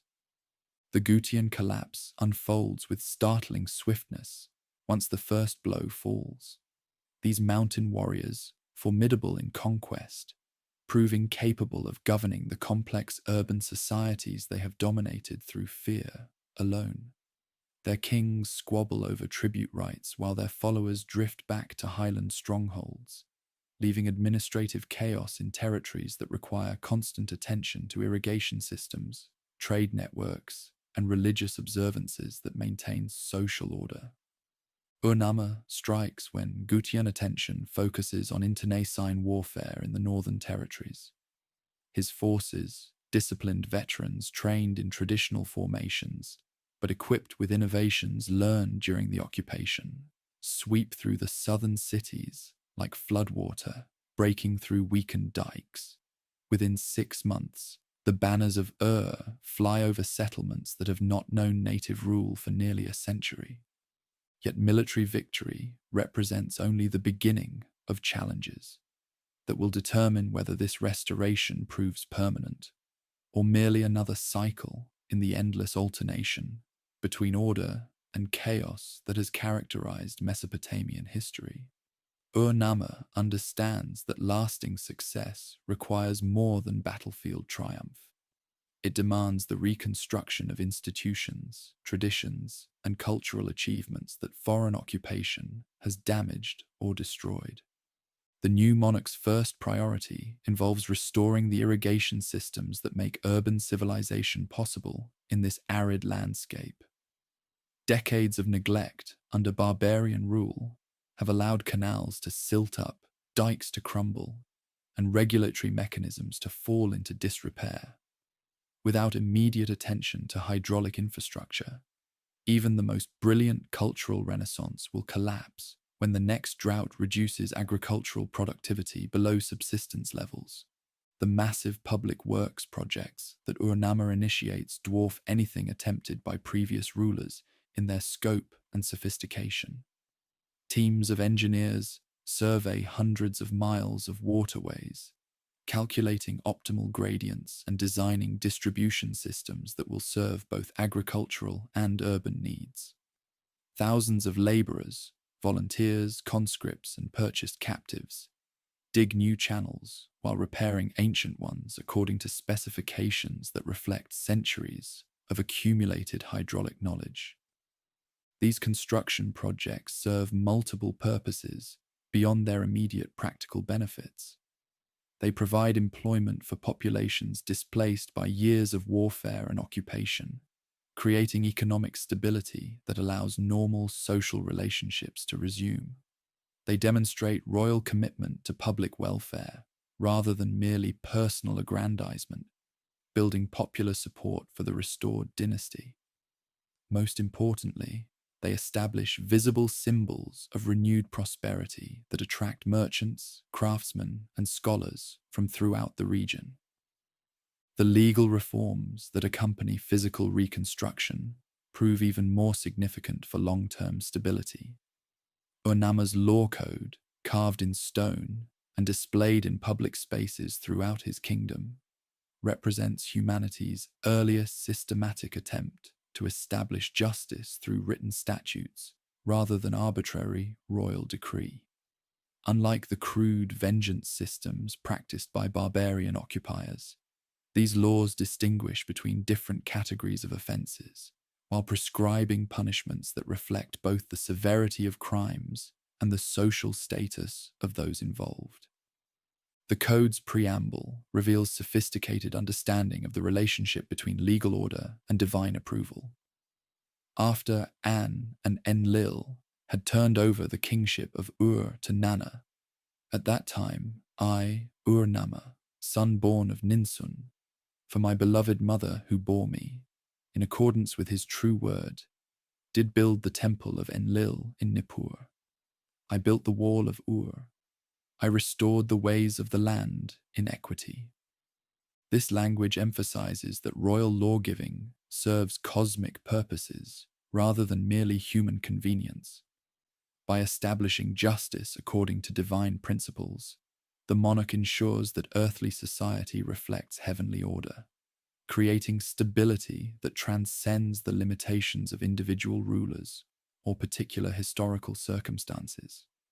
The specific provisions of the code reveal remarkable sophistication in their treatment of economic relationships, family obligations, and social hierarchy. Commercial regulations protect both merchants and customers from fraud while establishing standardized procedures for conducting business transactions.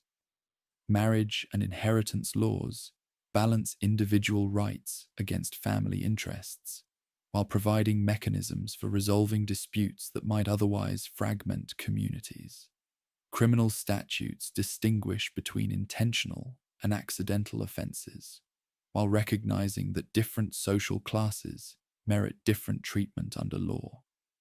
Perhaps most remarkably, the code establishes monetary compensation rather than physical retribution as the preferred remedy for most offenses. Unlike the eye for an eye principle that will characterize later legal systems, Ur-Namma's statutes emphasize restoration over revenge, recognizing that community welfare benefits more from restitution than from additional violence that merely perpetuates cycles of conflict. These legal innovations prove particularly important for governing the multi-ethnic population that characterizes the Third Society. Decades of foreign occupation have created complex relationships between native populations, assimilated barbarians, imported slaves, and immigrant communities attracted by economic opportunities. Traditional tribal justice systems cannot handle disputes that cross ethnic boundaries, while royal arbitrary decisions create precedents that may prove impossible to sustain consistently. Written law codes provide solutions that transcend cultural differences while maintaining enough flexibility to adapt to local circumstances. Provincial administrators can resolve disputes according to established principles rather than personal preference, creating predictable legal environments that encourage commercial investment and population settlement. Appeals to higher courts ensure that local prejudices cannot completely override royal intentions, while acknowledging regional variations in custom and practice. The administrative system that implements these legal reforms represents perhaps Ur-Namma's most enduring innovation. Rather than relying on traditional noble families, whose loyalty may prove unreliable, the restored monarchy creates a professional bureaucracy recruited through examination systems that test competence rather than inherited status. These officials receive training in law, mathematics, record-keeping, and religious observance that prepares them for responsibilities that span both secular and sacred domains.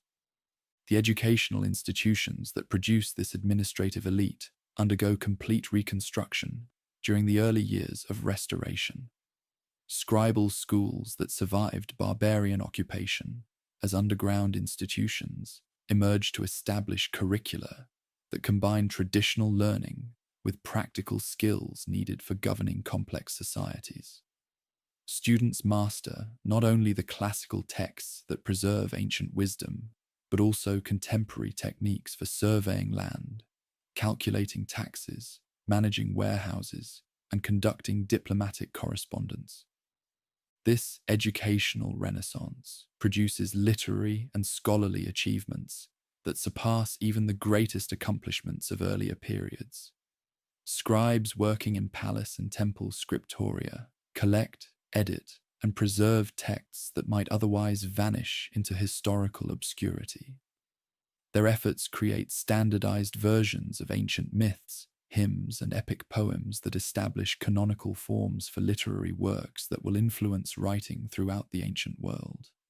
The Epic of Gilgamesh receives its classic formulation during this period, as editors weave together various regional traditions into a unified narrative that explores universal themes through distinctly Mesopotamian cultural perspectives.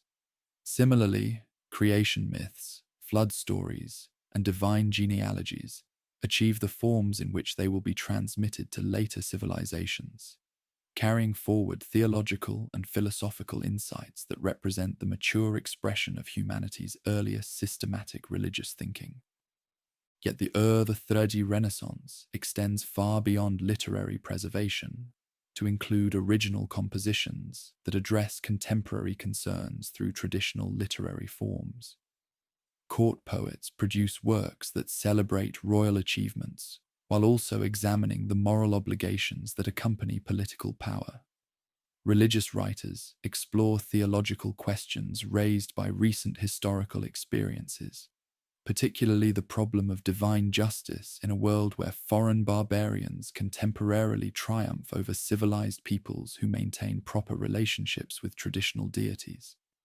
The architectural projects that symbolize this cultural flowering surpass previous achievements in both scale and sophistication. Ur-Namma's ziggurat at Ur, rising over 60 meters above the surrounding plain, becomes the largest religious structure yet constructed in Mesopotamia. Its staged terraces, connected by ceremonial staircases and decorated with elaborate architectural ornamentation, create a visual symbol of restored glory that can be seen for miles across the delta landscape. Construction of this massive monument requires organizational capabilities that demonstrate the administrative sophistication of the restored state. Engineers coordinate the work of thousands of laborers while managing supply chains that bring materials from quarries hundreds of miles away. Architects design structural systems capable of supporting enormous weight while creating interior spaces suitable for religious ceremonies that involve hundreds of participants. Artists develop decorative programs that communicate theological messages through visual imagery, comprehensible to both literate and illiterate audiences. The economic foundation that supports these cultural achievements rests on commercial innovations that surpass anything attempted by previous governments. Third administrators create the world's first systematic approach to state-controlled economic planning, with central authorities coordinating production, distribution, and consumption across the entire kingdom. This system, revealed through tens of thousands of cuneiform tablets discovered in palace and temple archives, demonstrates organizational complexity that rivals modern corporate structures in its scope and sophistication. The famous redistribution center at Drehem illustrates the scale and efficiency of this planned economy. Located strategically between major cities, this facility receives livestock tribute from throughout the kingdom, processes animals for ritual sacrifice and secular consumption, and distributes meat products according to carefully calculated schedules that ensure adequate supplies for religious festivals, royal ceremonies, and administrative personnel. Records show that Drehem handles hundreds of thousands of cattle, sheep, and goats annually, requiring logistical coordination that involves transportation, storage, processing, and distribution operations spanning the entire agricultural calendar. Similar centralized management extends to other economic sectors: textile production, metalworking, pottery manufacture, and agricultural processing operate according to state plans that allocate resources, assign quotas, and distribute finished products based on governmental priorities rather than market mechanisms. This system eliminates the inefficiencies and inequalities that characterize purely commercial economies, while ensuring that essential goods remain available even during periods of environmental stress or external threat. Yet the very success of this planned economy creates vulnerabilities that will ultimately contribute to the dynasty's collapse. The administrative burden of managing such complex systems strains governmental capabilities, particularly when external pressures reduce available resources or disrupt transportation networks. More fundamentally, the system's dependence on central coordination makes the entire kingdom vulnerable to leadership failures or communication breakdowns that might have only local effects in more decentralized economies. The reign of Ur-Namma's son, Shulgi, illustrates both the possibilities and limitations inherent in this approach to governance. Ascending the throne in 2094 BC, Shulgi inherits a kingdom that has achieved remarkable stability and prosperity under his father's reforms. His 48-year reign witnesses the culmination of the cultural and economic achievements that define the Ur-Thre Renaissance. Yet it also reveals structural problems that will prove impossible to resolve within existing institutional frameworks. Shulgi's early years focus on consolidating and extending his father's innovations, rather than introducing fundamental changes to governmental systems that appear to function effectively. He completes major construction projects begun during the previous reign, while initiating new ones that demonstrate royal commitment to public welfare and divine service. His road-building programs create the first systematic transportation network in history, with maintained highways connecting major cities and way stations, providing security and supply services for official travelers. These infrastructure improvements facilitate commercial growth that exceeds all previous achievements. Merchants can travel safely between distant markets while carrying larger quantities of goods than ever before possible. Standardized weights, measures, and currency systems eliminate confusion that hampered earlier trade relationships. Most importantly, royal protection extends to commercial activities across the entire kingdom, reducing risks that traditionally required substantial profit margins to justify long-distance ventures.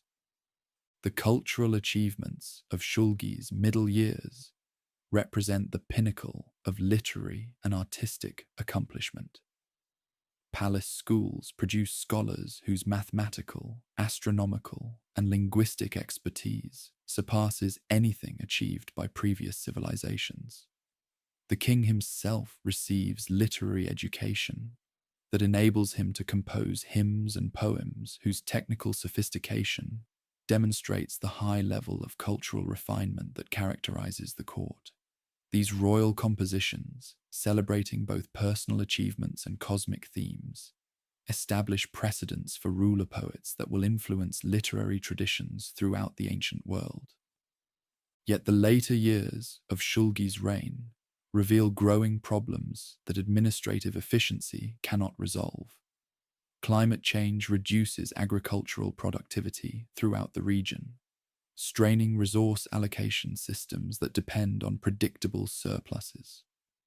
Population growth outpaces economic expansion, creating social tensions that challenge traditional mechanisms for maintaining order. Most ominously, external pressures increase as nomadic peoples displaced by environmental changes begin migrating toward Mesopotamian territories that offer greater security and prosperity. The Amorite invasions that eventually destroy the Ur III state begin as gradual infiltration rather than dramatic conquest. These Semitic nomads, driven from traditional grazing areas by drought and competing tribal pressures, initially seek employment as mercenaries, laborers, and trading partners rather than territorial control. Their assimilation into existing social structures proceeds peacefully enough that royal administrators view them as assets rather than threats. Yet demographic change gradually alters the ethnic and cultural composition of the kingdom in ways that undermine traditional institutions. Amorite settlers bring different languages, religious practices, and social customs that challenge the homogeneity essential for centralized administration.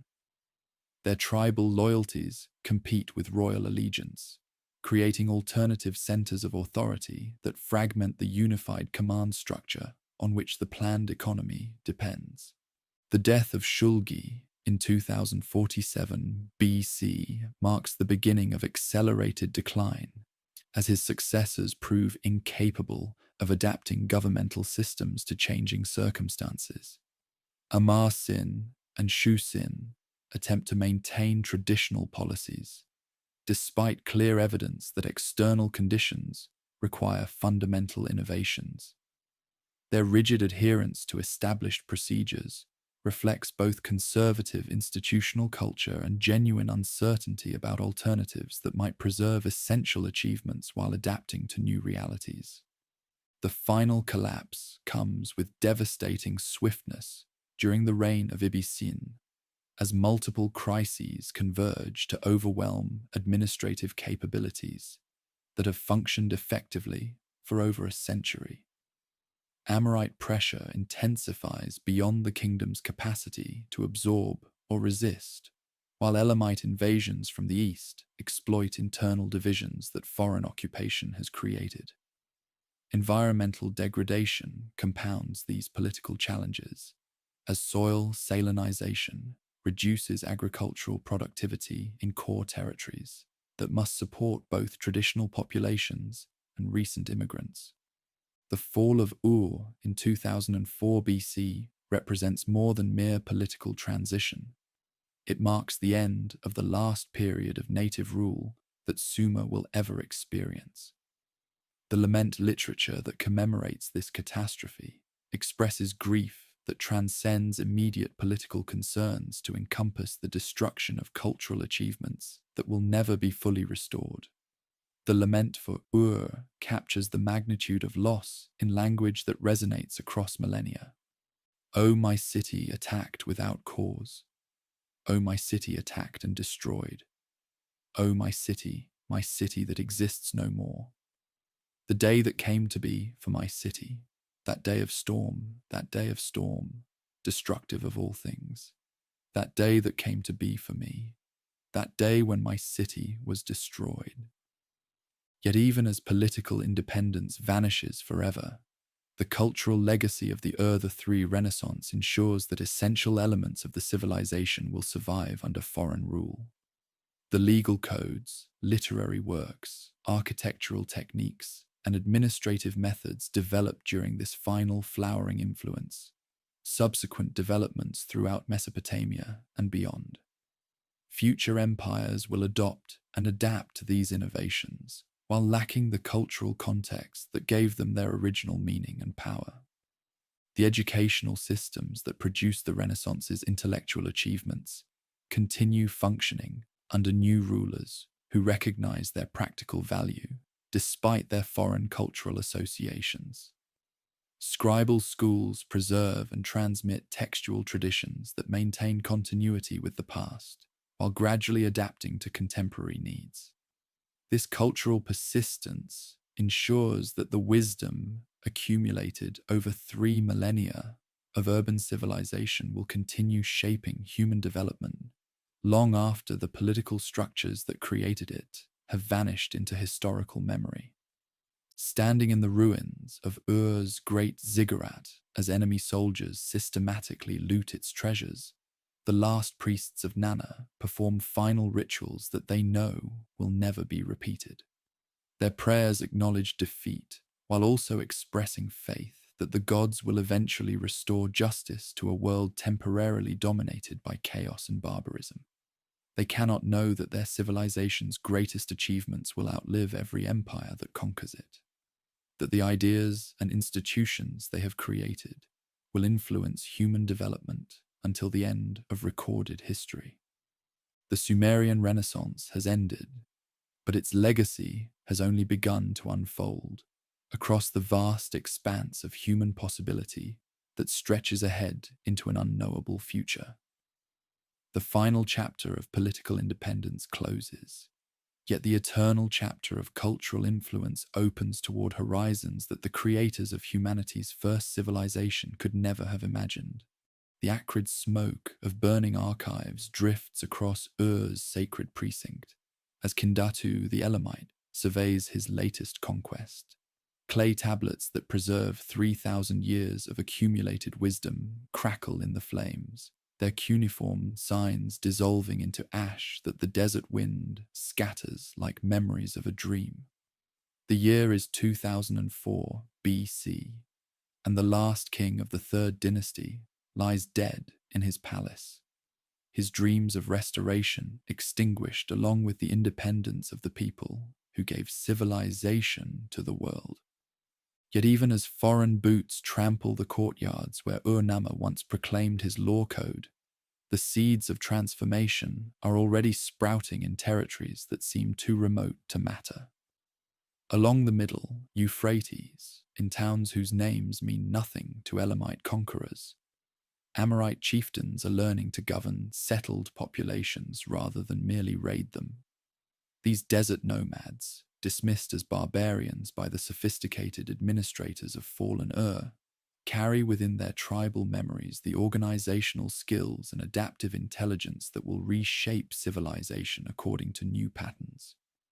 The collapse of native rule unfolds through environmental catastrophe as much as foreign invasion. The irrigation systems that transformed southern regions into the world's first urban heartland have been poisoning themselves for generations through processes that even the most skilled engineers cannot reverse. Millennia of intensive agriculture have raised salt levels in previously fertile soils until barley yields drop below subsistence requirements despite normal rainfall and careful cultivation. The technical term that modern scientists use, salinization, cannot capture the human tragedy that unfolds as farming communities watch their ancestral fields turn white with mineral deposits that make plant growth impossible. Families that have worked the same plots for 20 generations abandon settlements that their great-grandfathers founded, joining streams of environmental refugees who seek sustenance in territories already strained by population pressure and resource scarcity. These internal migrations create social tensions that existing governmental structures prove incapable of managing. The centralized administrative system that functioned efficiently during periods of stable productivity breaks down when faced with demographic chaos that requires rapid adaptation to changing circumstances. Bureaucrats trained to allocate predetermined quotas among established communities cannot devise solutions for problems that exceed all previous experience and conventional expertise. The Amorite infiltration that earlier generations absorbed without serious disruption accelerates into mass migration as environmental degradation in Syria and the Arabian Peninsula forces entire tribal confederations to seek new territories. Unlike previous nomadic incursions that involved relatively small groups seeking temporary grazing rights, this movement includes whole peoples who intend permanent settlement in regions that offer better prospects for survival and prosperity. The social transformation that results cannot be contained within traditional categories of conquest and resistance. Many Amorite groups arrive not as invaders, but as allies, mercenaries, and trading partners whose services existing rulers desperately need. Their mobility and military skills prove invaluable for defending settled territories against other nomadic groups, while their commercial networks provide access to resources that traditional supply systems can no longer guarantee. Gradually, almost imperceptibly, the ethnic composition of society shifts until Amorite names appear regularly in administrative records, religious personnel lists, and commercial documents. These newcomers adapt to urban life with remarkable speed, learning cuneiform writing, adopting local religious practices, and intermarrying with established families in ways that create hybrid traditions, combining nomadic and sedentary elements. Yet adaptation flows in both directions as settled populations discover that Amorite social organization offers advantages that traditional institutions cannot provide. Tribal kinship networks prove more flexible than bureaucratic hierarchies when dealing with unprecedented challenges. Oral legal traditions adapt more readily to changing circumstances than written codes that reflect historical conditions rather than contemporary needs. Most importantly, nomadic leadership methods prove more effective at coordinating diverse groups than administrative systems designed for homogeneous populations.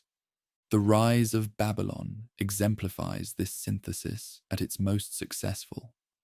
Founded as a minor settlement on the Euphrates sometime during the Ur-Thrudi period, the town achieves prominence only when Amorite rulers recognize its strategic potential as a center for controlling trade routes between northern and southern regions. Under Sumu Abum, the first of the Amorite dynasty that will dominate the area for 3 centuries, Babylon begins its transformation from provincial outpost to imperial capital. The early Babylonian kings pursue territorial expansion through methods that combine traditional administrative techniques with nomadic military innovations. Their armies include both disciplined infantry formations inherited from earlier periods and mobile cavalry units that reflect pastoral military traditions. Their governments employ both written law codes and oral customary practices, both centralized bureaucracies and decentralized tribal authorities. This hybrid approach proves remarkably effective at managing the ethnic and religious diversity that characterizes the post-city-state era. Rather than attempting to impose uniform standards on diverse populations, Babylonian administration accommodates local variations while maintaining overall coordination through flexible institutional arrangements. The result is a political system that achieves stability through adaptation rather than rigid control. The economic policies that emerge from this synthesis demonstrate sophisticated understanding of commercial relationships that span both sedentary and nomadic societies.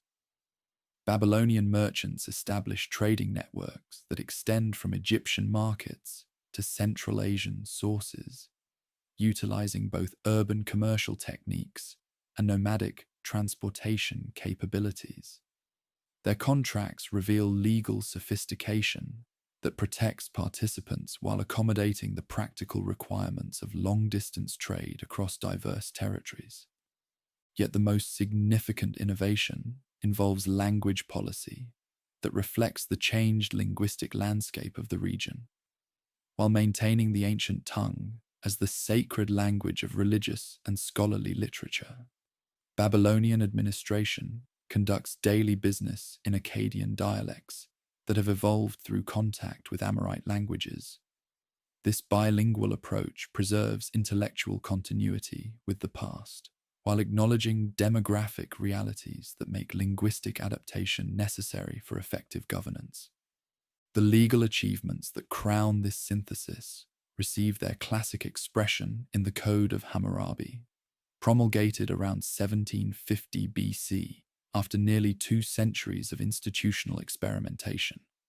This comprehensive law code represents the culmination of legal development, incorporating ancient precedents, northern innovations, and Amorite customary practices into a unified system that addresses the practical needs of a multi-ethnic society. The code's prologue reveals sophisticated understanding of the relationship between law and social order. When Marduk commanded me to provide just ways for the people of the land and to make them have good governance, I set forth truth and justice throughout the land and promoted the welfare of the people. This language emphasizes that royal law-giving serves divine purposes, while also acknowledging practical obligations to ensure that legal systems actually improve human welfare, rather than merely preserving traditional privileges. The specific provisions demonstrate remarkable attention to commercial relationships, family obligations, property rights, and criminal justice that reflect centuries of legal evolution. Commercial regulations protect both merchants and customers, while establishing procedures for resolving disputes that arise from long-distance trade involving multiple legal jurisdictions. Family law balances individual rights against kinship obligations, while providing mechanisms for adapting to changing social circumstances. Property regulations protect private ownership, while acknowledging community interests that require periodic redistribution of resources. Perhaps most significantly, the code establishes graduated punishments that reflect both the severity of offenses and the social status of those involved, creating a legal hierarchy that mirrors the complex social stratification of Babylonian society. Unlike earlier systems that applied uniform penalties regardless of social context, Hammurabi's code recognizes that effective justice must account for the different roles and responsibilities that characterize hierarchical societies. These legal innovations influence judicial systems throughout the ancient world, providing models for later law codes that will govern Greek city-states, Roman territories, and medieval European kingdoms. The principle that written law should reflect moral principles rather than merely royal preferences becomes a foundation for legal thinking that persists until the present day.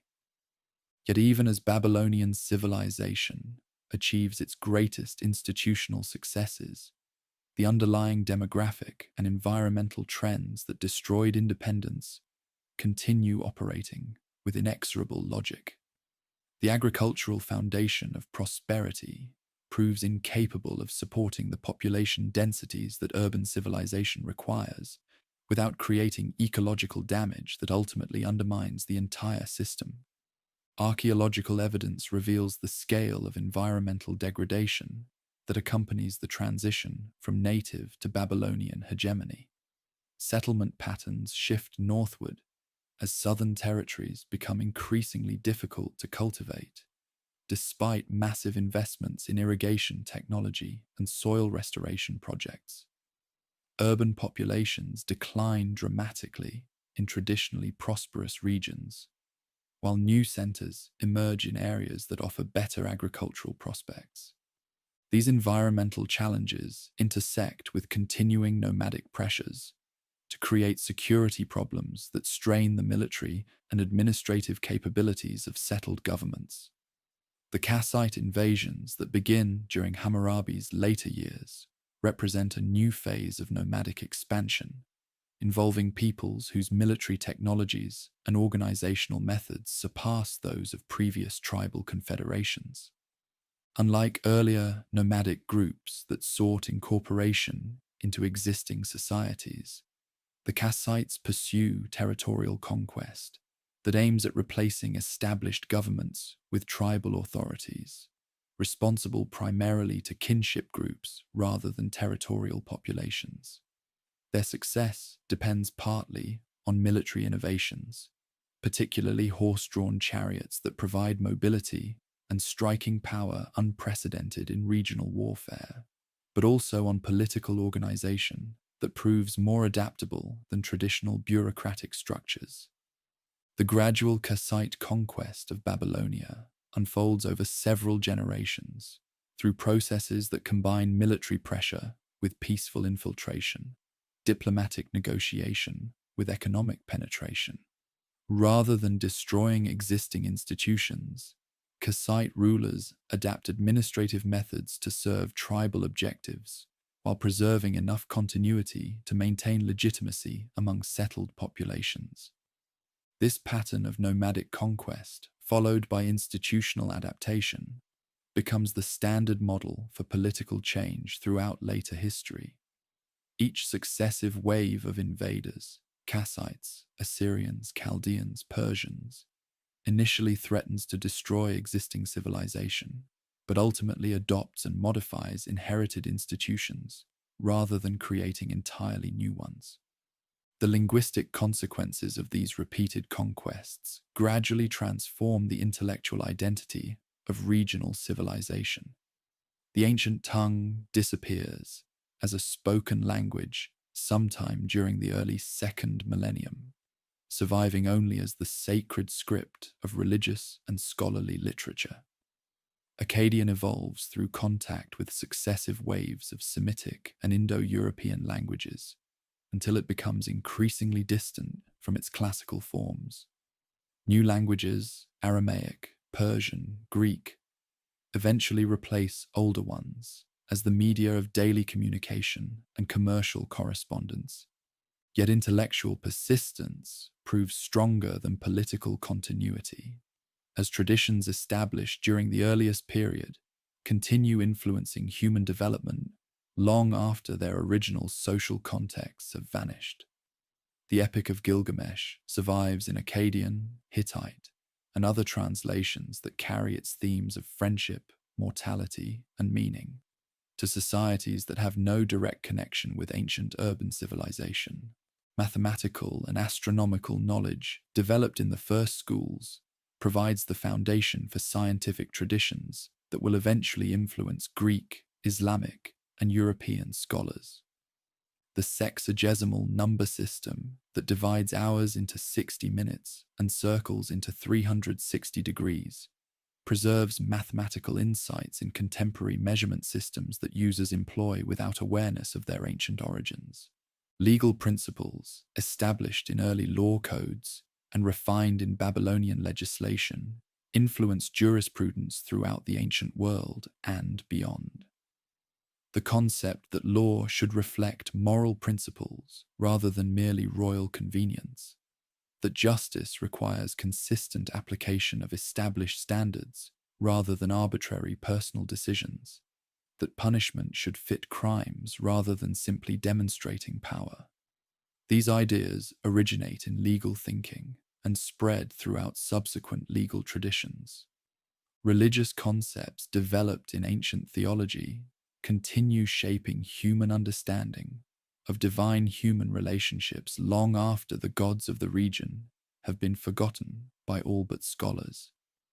The idea that cosmic order requires moral behavior, that earthly events reflect heavenly justice, that human beings bear responsibility for maintaining harmony between divine and mundane realms. These theological insights appear in modified forms throughout later religious traditions.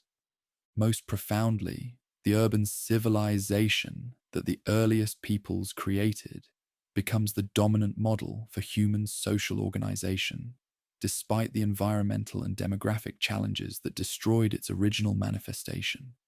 The concept that large populations can live together peacefully through institutional coordination, that specialized occupations can create prosperity through cooperative exchange, that intellectual achievements can transcend individual lifespans through deliberate preservation and transmission. These civilizational insights survive every political catastrophe and continue guiding human development into the contemporary era. The memory of ancient achievement persists in mythological and literary traditions that celebrate the wisdom and prosperity of early times, while acknowledging that such achievements remain vulnerable to forces beyond human control.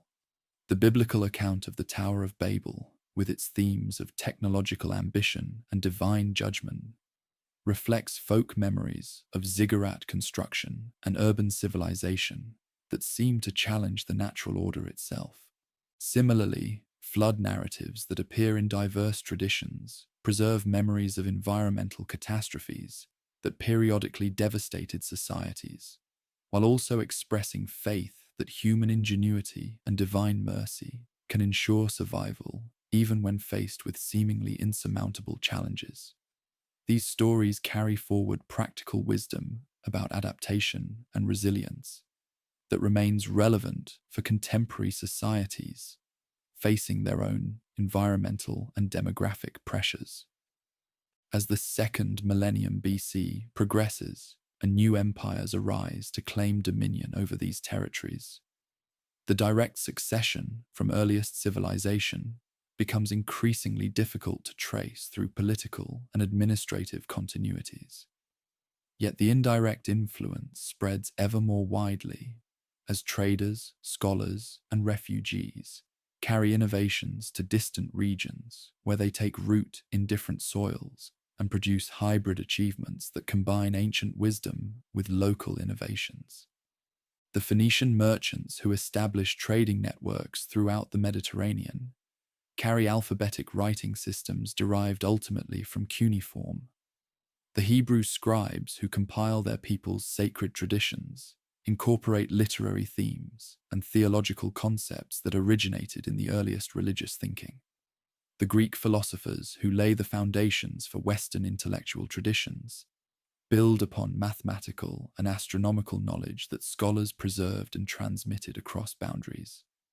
In this way, the civilization that seemed to end with the fall of Ur and the rise of foreign dynasties actually achieves a kind of immortality through intellectual diffusion that transcends political boundaries and ethnic identities. The ideas and institutions that the first urbanites created continue evolving through contact with new environments and different human experiences, generating innovations that their original creators could never have anticipated, while preserving essential insights that remain valid across vast expanses of time and social change. Standing in the ruins of Babylon as yet another conquering army claims dominion over the land between the rivers, a thoughtful observer might recognize that endings and beginnings interweave in patterns too complex for simple historical narrative.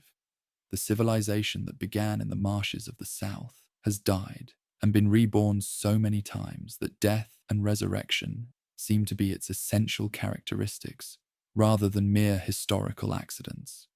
Perhaps this is the deepest wisdom that early experience offers to later ages, that human achievements worthy of preservation will survive the destruction of the particular forms through which they first find expression, that social evolution operates according to principles more durable than political power or military conquest, that the ideas and values capable of serving universal human needs will eventually transcend the limitations of their original historical contexts to become permanent elements of human civilization itself.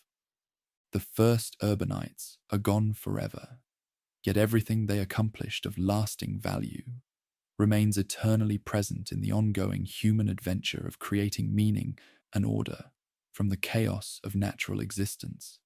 Their story ends where all true stories must, not with conclusion, but with transformation, not with death, but with continuing life that honors the past while embracing an unknowable but hopeful future. In the dusty archive chambers beneath Ashurbanipal's palace at Nineveh, scribes labor by lamplight to preserve treasures more precious than gold or lapis lazuli. The year is 650 BC, and the last great Assyrian king has commanded his scholars to gather the wisdom of ages from every corner of his empire. Clay tablets bearing cuneiform signs flow into the royal library like tributaries feeding a mighty river. Epic poems from Babylon, astronomical observations from Uruk, mathematical treatises from Nippur, medical texts from Sippar. Among these countless documents lie the literary masterpieces that a vanished people created 2 millennia earlier in the marshlands where civilization initially took root. The Epic of Gilgamesh, the descent of Inanna, the creation myths that explained how gods shaped the world from primordial chaos, all preserved in careful copies that will carry forward the spiritual and intellectual achievements of humanity's earliest society, long after the last person who could speak their language has returned to dust. The Assyrian scribes who catalogue these texts cannot know they are creating the world's inaugural Great Library, an institution that will inspire similar projects from Alexandria to Baghdad, from medieval monasteries to modern universities. They only understand that their sovereign has commanded them to gather all knowledge, and they obey with the thoroughness that has made Assyrian administration the most efficient the world has yet seen. When Nineveh falls to Babylonian and Median forces in 612 BC, the flames that consume Ashurbanipal's palace bake the clay tablets in his library to ceramic hardness, inadvertently ensuring their survival for modern archaeologists who will rediscover them 25 centuries later. In this accidental preservation lies a perfect symbol of how ideas outlive the civilizations that create them, finding new life in contexts their original authors could never have imagined. The cuneiform writing system that makes this preservation possible represents perhaps the most enduring innovation that emerged from the Mesopotamian experiment in settled living. From its humble origins as an accounting method for temple granaries, the wedge-shaped script evolves into a flexible medium capable of recording everything, from royal correspondence to love poetry, from mathematical calculations to philosophical speculation. The spread of cuneiform throughout the ancient Near East creates the world's initial international system of written communication. Diplomatic archives from sites as distant as Amarna in Egypt and Kanesh in Anatolia reveal correspondence conducted in Akkadian script that derives ultimately from these southern innovations. Kings who speak mutually incomprehensible languages exchange treaties written in characters so that temple administrators developed to record barley rations and livestock inventories. This linguistic legacy extends far beyond the script itself to influence the development of alphabetic writing systems that will eventually replace cuneiform throughout most of the ancient world. The Phoenician merchants who create the ancestors of modern alphabets draw inspiration from simplified cuneiform signs, while Hebrew scribes adapt Mesopotamian literary techniques to record their own people's sacred traditions. Even Greek poetry shows structural influences that can be traced back to ancient hymns and epic compositions. The mathematical achievements that early schools pioneered continue shaping understanding of numerical relationships in ways that remain visible in contemporary measurement systems. The sexagesimal notation that divides circles into 360 degrees and hours into 60 minutes preserves computational methods that Mesopotamian mathematicians developed over 4 millennia ago. Modern trigonometry, astronomy, and navigation still rely on angular measurements that reflect these mathematical insights. The positional notation system that makes complex calculations possible emerges from experiments with place value arithmetic. Their tablets reveal sophisticated understanding of quadratic equations, geometric progressions, and algebraic relationships that anticipate mathematical discoveries attributed to much later civilizations. The Pythagorean theorem, often considered a Greek innovation, appears in mathematical exercises centuries before Pythagoras was born. These mathematical traditions influence scientific development throughout the ancient world and beyond. Babylonian astronomers, building on southern foundations, create observational records that Greek scientists will later use to develop theoretical models of planetary motion. Islamic mathematicians preserve and extend Mesopotamian computational techniques that European scholars will rediscover during the Renaissance. Even today, the precise astronomical observations recorded on clay tablets provide data that helps modern scientists understand long-term climate patterns in celestial mechanics.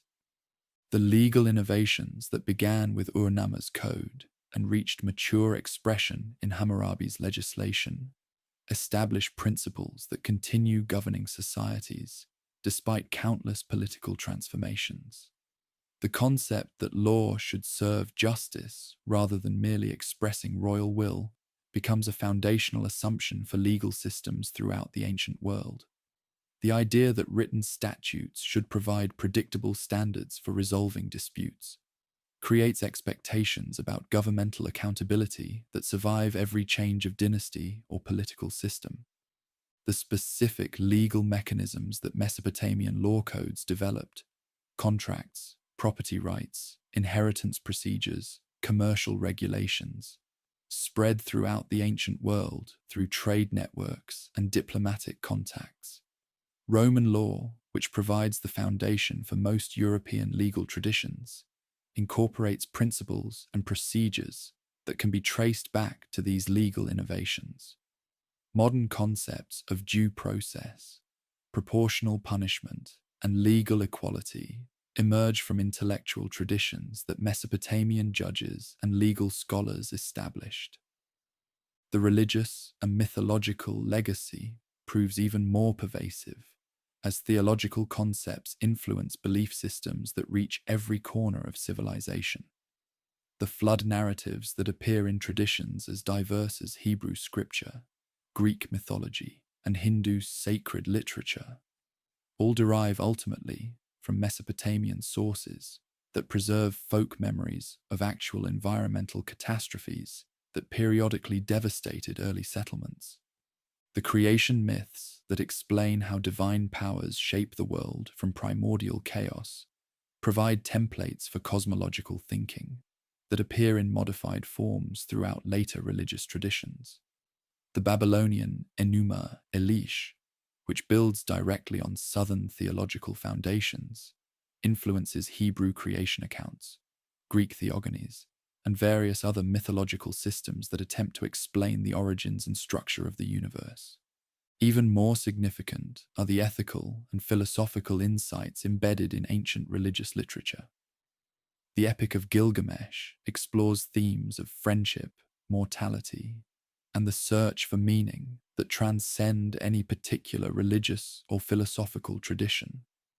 Its meditation on the relationship between civilization and nature, the inevitability of death, and the importance of leaving lasting achievements speaks to universal concerns that remain as relevant today as they were 5,000 years ago.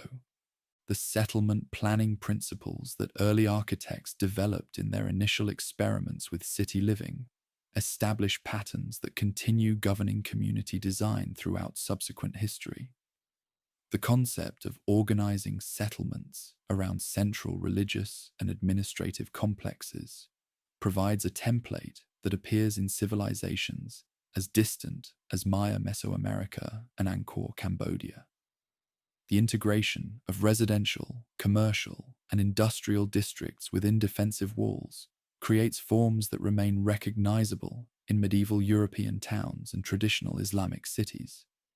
The technological innovations that made Mesopotamian civilization possible continue influencing development in ways both obvious and subtle.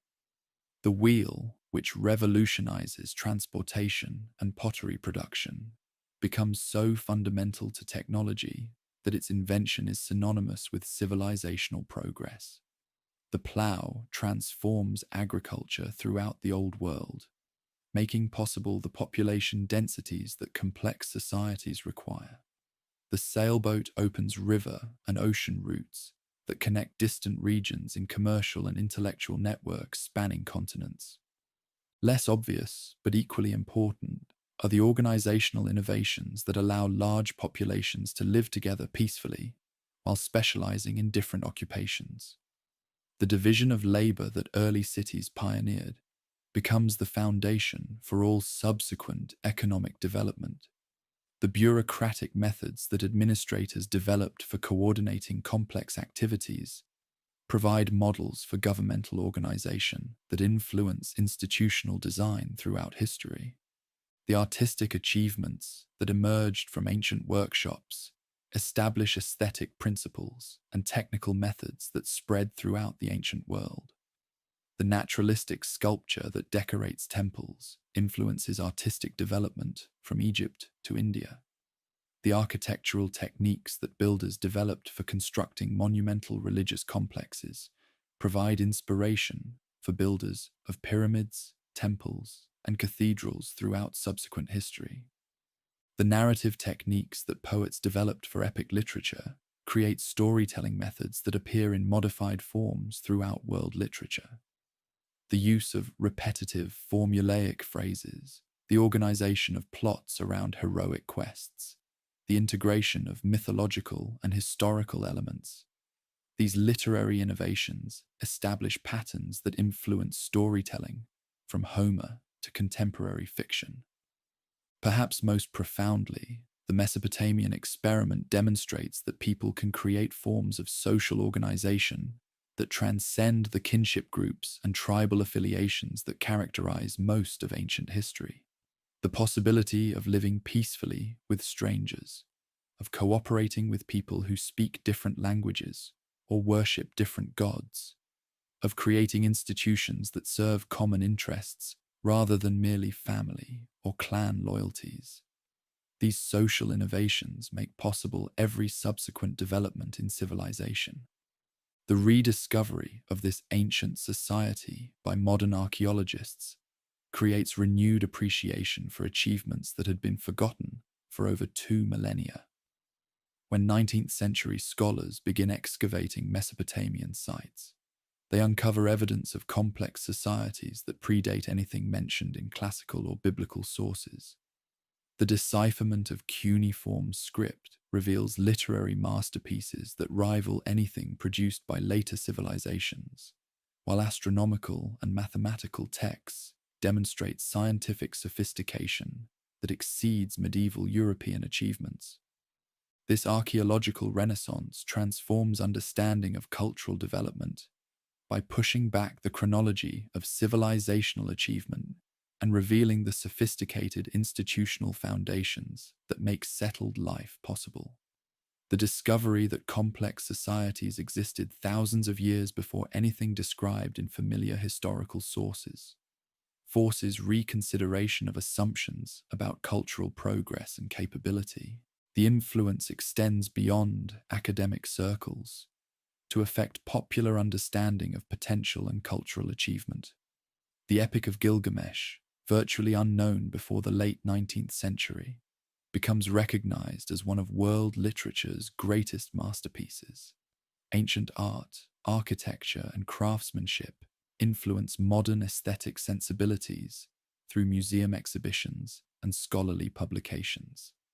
The story of humanity's initial experiment inspires contemporary thinking about planning, environmental sustainability, and social organization. Modern archaeological techniques continue revealing new aspects of achievement that expand appreciation for their innovations and insights. Satellite imagery reveals the extent of ancient irrigation systems that transformed entire regions. Chemical analysis of artifacts demonstrates trade networks that connected Mesopotamia to resources as distant as Afghanistan and Ethiopia.